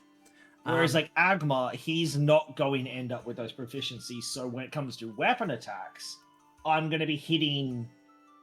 Like, I'll probably still be able to hit things because of the strength score, but I'm generally not going to crit. However, then we come to spellcasting. Yes. That's a whole nother kettle of fish. I mean, for instance, you currently have command prepped, don't you? I believe so. Let me have a look-see, though. No, I don't. I can, though. Uno Monumento... Wait, where's my fucking spell prep? Oh, no! I definitely didn't prepare fucking... How do I unprepare something? That one. Nope, it's still there. Go away. There we go. Command, yes. I had command prep from the day dot. Yes. All right. If you click on the ogre and press T. T for target. Yep. And I can cast.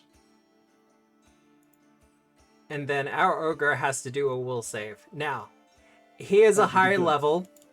He's a creature level 3, so he has a decent chance here. But natural 1. And there we go. He only has a modifier of +5. He failed. And because... Which from a lot of D&D players have been like, wait, an ogre has a +5 fucking wisdom? Or in this case, will? Yeah. Yeah, it's by virtue of being a higher level. Yeah, that's pretty much all it comes down to. Again, there are tiers. You want to swing above your pay grade to a point, and then you run away. In particular, for our example here, with using command, because on the failure he has to use his first action to follow your command, you could say something like drop prone or drop the weapon. You know, so he's holding his hook, you tell him to drop the weapon, he drops it. He has to spend another action to pick it up again. That means your ogre's only going to have one action on the following turn. My favorite is faceplant. Yeah, drop prone. Makes him easy to hit. But, as we were saying, then you come to critical failures. And this is something that Pathfinder does really fucking good. Yes. Critical failures and critical successes do extra shit. I wonder and it's really good. That's definitely new. You keep talking, I'm just gonna roll a bit. You're gonna get us a legitimate critical failure. So in the there case, we go. So, there we go. Critical failure. There we go.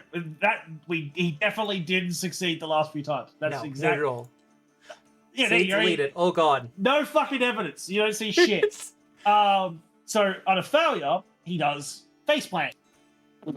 Goes splat. Brilliant. But now he failed critically. So now he must use all of his actions on his next turn to obey that command. So now, rather than doing one action to faceplant, he literally has to go, I do nothing but really throw myself at the ground. He probably does a flip or something to make it extra fancy, but motherfucker is hitting the ground and doing nothing else. I should also point out, I didn't roll a 1. I just rolled a 2. Yes. That's actually a good point. So it wasn't because he rolled a 1, it was because literally what he rolled was still 10 or 10 or more lower than my save, which is a 17. Correct. However, if he'd rolled a 1 and his modifier was a plus 20, so he got a 21, normally you go, well, that's a success. It beats my 17. Because he rolled a 1, he automatically gets 1 step of failure. Correct. So he would be like, rather than being like, oh, I succeed, he's still going to fail. He's just not going to fail as badly. Yeah. But then by the other thing, if he rolled a critical success and he's like, I rolled a 20 to hit this motherfucker, and Agmar's sitting there going, I have a 40 AC, suck it. Well, he doesn't fail. Well, actually, no, technically, I guess he would criticals fail, so then it would just cancel out. 30. There you go, 30. He would just fail, then the critical success gets him, pushes it up a level, it's a success. Some people really don't like it. I've seen a lot of people bitch about it. Oh, look, I've seen people... I like it. I've seen people from Pathfinder 1 who don't like it. Like, I knew a guy who used to go to Pathfinder Society, and he was like, yeah, I don't like the minus 10 plus 10.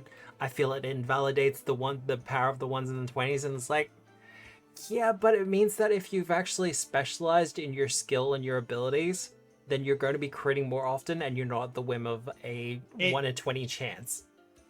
My play group basically came to the conclusion when we dealt with it the first time, was that it makes people that are really good at something feel really good at something. Yeah. However, there is less hype behind the, like, in 5e, you roll natural 20, it's like, natural 20, fuck yeah! In Pathfinder, it's a bit like, oh, cool, awesome. Natural 20. Okay, cool. Okay, now so can survive this. now I probably do really good.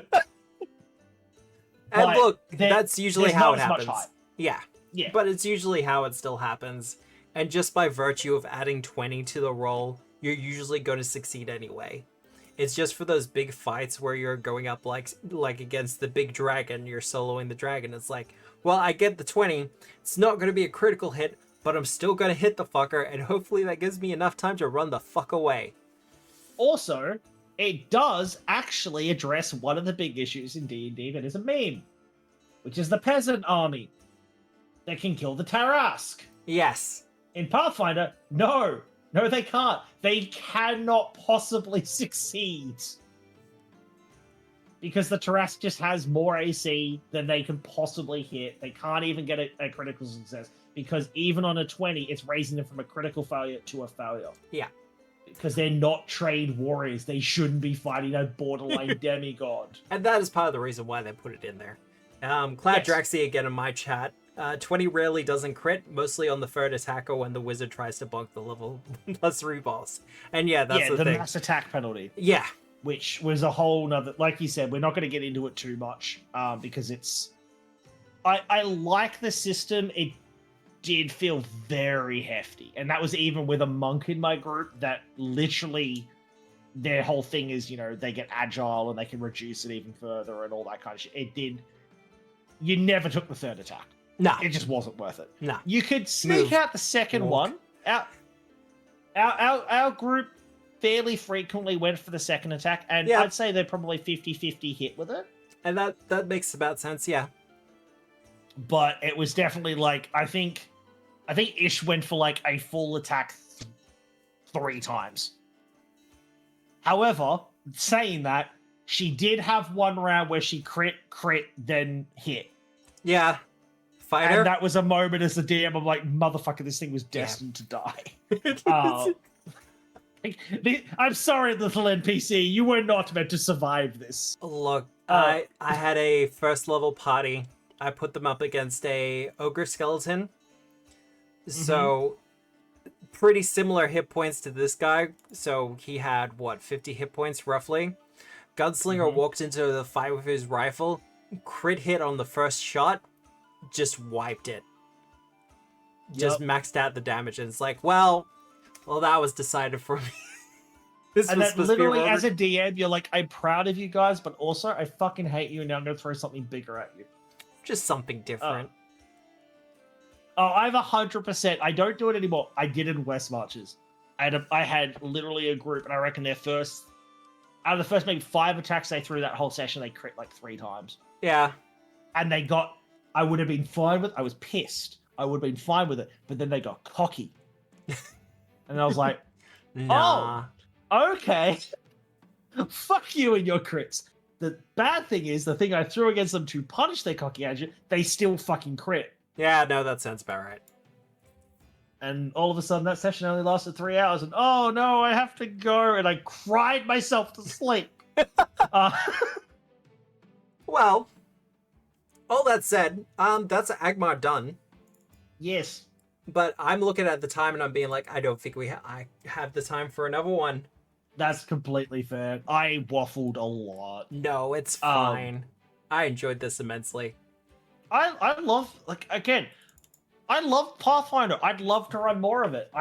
I made myself a rule. I'm not going to run more of it until I've at least played it a little bit, because it's a lot. It is a lot. And look, no, that's fair. But it's good that you know people like me. Yes, who I definitely don't constantly go, hey, Obscura. Hey, when? Yeah. No, I wouldn't put any pressure on it, because I know dealing with that is a pain in the ass. Oh, no, look, I have mentioned this a couple of times. I'm not sure when I'm going to be starting it. I do want to start a run-through of Rusthenge, which is Paizo's recently released level 1 to 4 adventure. I want to run it on Wednesday nights. You're more than welcome to join me. I will happily do it. I will have to find other players, or if you can find people from your community, I'm more than happy to have them along as well. That is a dangerous card to play, sir. I have a lot of people that like tabletops that I could be like, all right, Wednesday nights, bitches, line up. Well, look, so do I. I'm sure we can figure something out. I'm sure we can. If worst comes to worst, you just start rolling dice and go, well, fate dictated you, and you. Because then you just play the D20. Kira, I hear tabletops on Wednesday. What's that? What? No, what? Huh? But no, it's 100%. Like when I get to running my new Auriga setting, because yes, all of my worlds are called Auriga. Deal with it. I'm an Endless Legend fan. Okay, I like everything Endless Legend.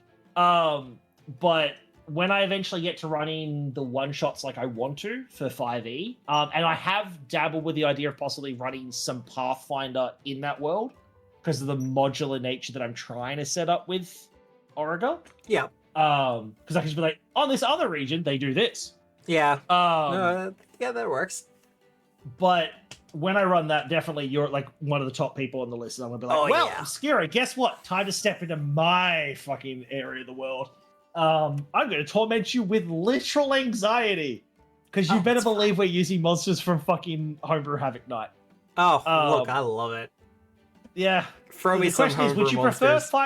Would you prefer to fight the amalgamation representation of the emotion anxiety, or a baby that eats souls? Or Big Bird? Whoa. See, now that's either the Big Bird or the amalgamation. I have a soft spot for Sesame Street. Believe me, with like someone's like, "Can you build Big Bird?" I was like, sure." And they're like, "Can you build him as if he's from Five Nights at Freddy's?" Yeah, okay. I was like, oh, so evil. And everyone's like, well, we already knew Big Bird was evil. Okay. Well, Trick question 1 and 3 are the same monster. we built him, and I'm not necessarily proud of him. Yeah. Because he scares me a little bit. There's a third-party product called the Battlesy Beastery. The first one of it had a creature called the it was the something armor, and the idea was that it was a possessed suit of armor that would just kind of swallow people inside of it, but trap them in there. And you know, the person inside would just die in the armor and then slowly rot away. And then when it got to a certain point, the armor would just replace the body. And it was like, Five Nights at Freddy's. Yeah, see, I love that. I love that. See, I'm a complete horror coward. Like, I am a crybaby when it comes to playing horror games. That's why my community likes making me do it. I love dark shit in tabletops, though. Yeah. I love traumatizing my players. Tara says you could fight a giant cake elemental because yes, we did make a legal familiar that is just sentient cheesecake. Yeah. That was something else that we made. But no, like we've got like the butcher hook zombie that we made for one of the nights, which is literally just a zombie that like a big fucking zombie that has like grotesque piercings all through its body, is like butcher hooks. Yeah. And when it grapples you, it can mount you on the hook, so it doesn't actually have to hold you. Oh, see, I like that. I love me some variant undead. I did a whole stream last week about variant creatures. What are those roly-poly guys from Devil May Cry 5? Yeah, we made those too. Yeah. The fucking Furies or whatever they were called. The Leech Golem. That's a favorite of mine. It is a literal swarm of leeches in a huge-sized golem form. There's a that suffocates you. I'm not sure whether it's Paizo or Battle Zoo, but that exists. It is a thing. Yeah. And when you think about it, you're like, oh, so it's a lot of leeches, and then you think about the fact that it suffocates you with leeches, and you're like, well, that's a horrifying thought when you think about it. And there's the worm that walks as well, which is it's a variant lich. That's literally one of my favorite things out of the Pathfinder 1 books, because I'm missing one of the bestiaries, maybe two of the bestiaries from Pathfinder 1. I still read through those books. There's a lot of flavor packed into them. There's a lot of good shit in there. Like, the sheer amount of dragons where they went, we heard you like dragons, so here's like 34 different kinds of dragon. And they're not even different colors. They're just actual different dragons. Well, look, I'm specifically not here to shield for Paizo. But they do have the monster core that is coming out soonish. Mm-hmm. And because of the whole OGL thing, they had to change how the dragons worked. So it's no longer like the chromatic metallic dynamic. Instead, they've tied all the dragons to the different traditions of magic. So that's just cool. So you have divine dragons, you have occult dragons, you have primal dragons, and you have fucking arcane dragons, which I'm like, hell yes, let's go. Arcane dragons just makes me think of like mana worms and shit in WoW. Like, absolutely. Like, they revealed, I think it's one of the occult dragons, it's called a conspirator dragon, and they specialize in like shape-shifting and stuff like that, and it's like, hell yeah. See, that's just fucking cool, and that's kind of an example where you break from tradition. Tara, I think Tara likes the sound of all that. See, like something that I did this for the original, like the stream campaign. I literally differentiate the different Oracle worlds by when I ran them, and that's the stream campaign world. And it was something that like legitimately it actually pissed people in my chat off at one point. A couple of people came by. And it's something I'm going to put into the new world, which is that Tiamat's not bad. Yeah. In my world. Tiamat's actually the good dragon god, and Bahamut's a dick. Yeah. No, I can get that. And it really annoys some people. It's all propaganda. It was like one of my one of the heads of like the Draconic Council of the Emerald Empire back in that version of it was literally a red dragon. And people are like, but he should be evil and hating everyone. I'm like, oh no, he has bad tendencies. He just restrains them. Like the chromatic dragons, I think, aren't inherently evil. They are just more prone to indulging in malicious tendencies. So the ones that aren't evil generally have to work on it. Well, but by extent, the metallic dragons are more drawn to kind of extreme good and order. So sometimes they have to restrain themselves from being like almost tyrannical. Well, it is one of the things that I appreciate with alignment going bye-bye. It means that creatures aren't restricted to alignment anymore. Yeah. So you can have your red dragon that, is it good? Is it evil? I don't know. How is it behaving? It's less about what is it good or is it evil, and how does it regard you and your efforts. Yeah. Are you actively doing things that it doesn't like? Then it doesn't like you. Are you actively doing things it does like? Then... What is its edicts and anathema? What are yours? Are we going to have a meeting of the minds, or are we going to have a clash?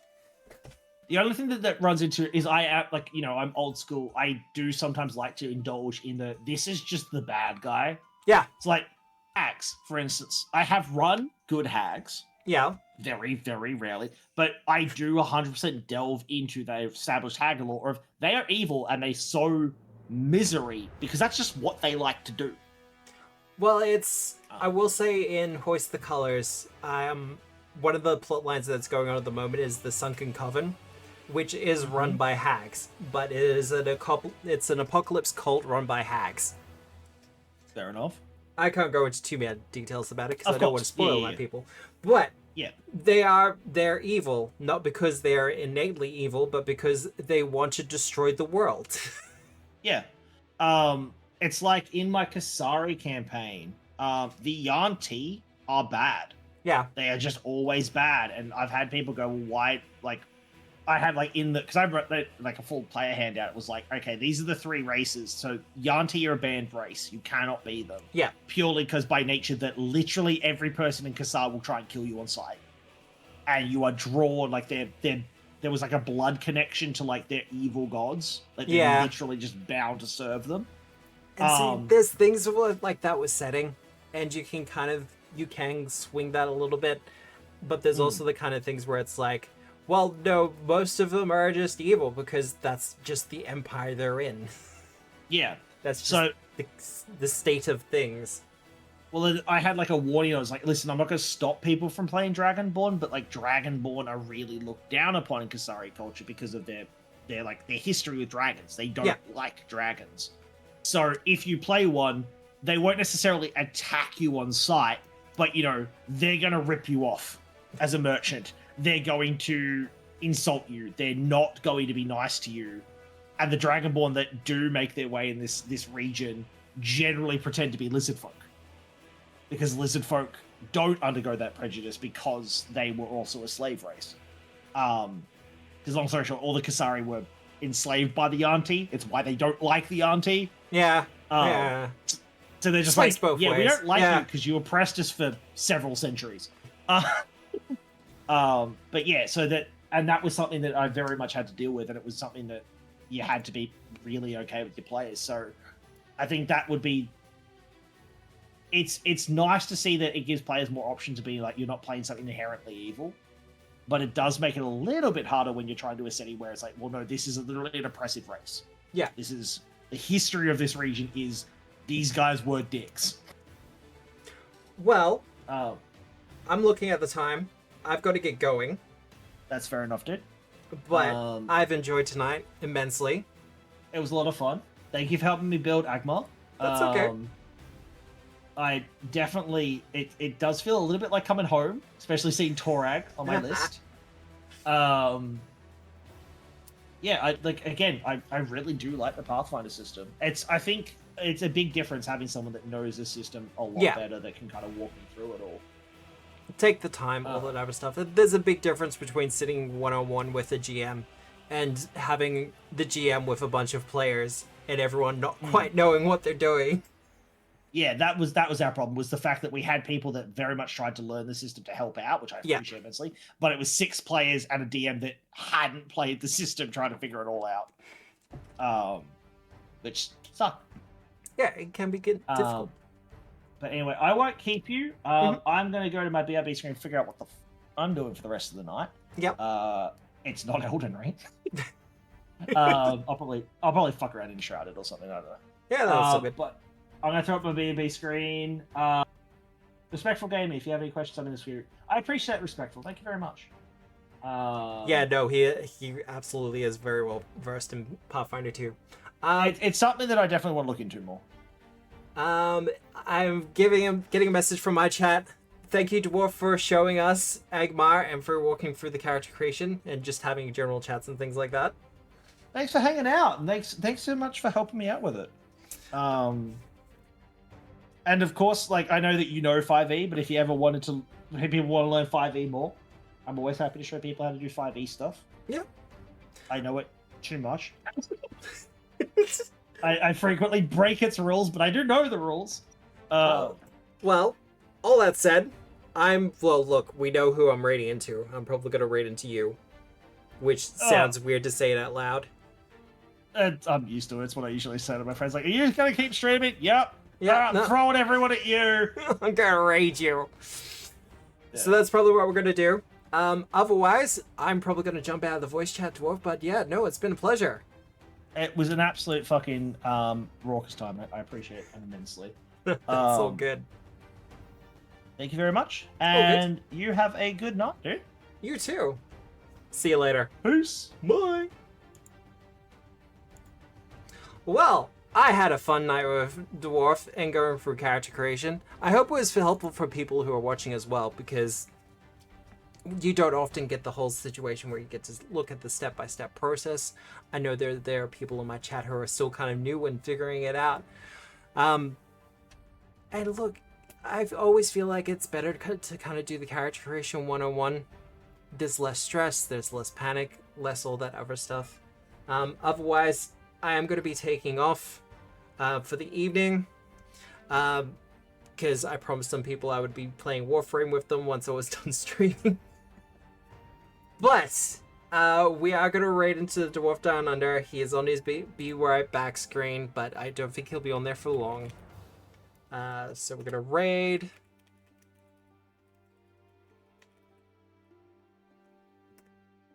That's going to work, I think. Yep, that'll work. Otherwise, I will be back here tomorrow morning at 10 a.m. Australian Eastern Daylight Time, where I'll be playing Final Fantasy VI. And I'm usually here. I stream Wednesday, Thursday, Friday, Saturday at the moment. We are looking at a Sunday game for Gatewalkers. We're just going to be doing our session 0 over the next couple of weeks, so that will not be streamed. Otherwise, look forward to me running Rusthenge on Wednesday nights. I'm hoping to have Dwarf as one of the players for that. We're going to figure out some other players for that. We'll see how we go. But otherwise, have a good day, a good night, a good week, no matter where you are in the world. And remember, as always, we're the storytellers. Good night, everyone.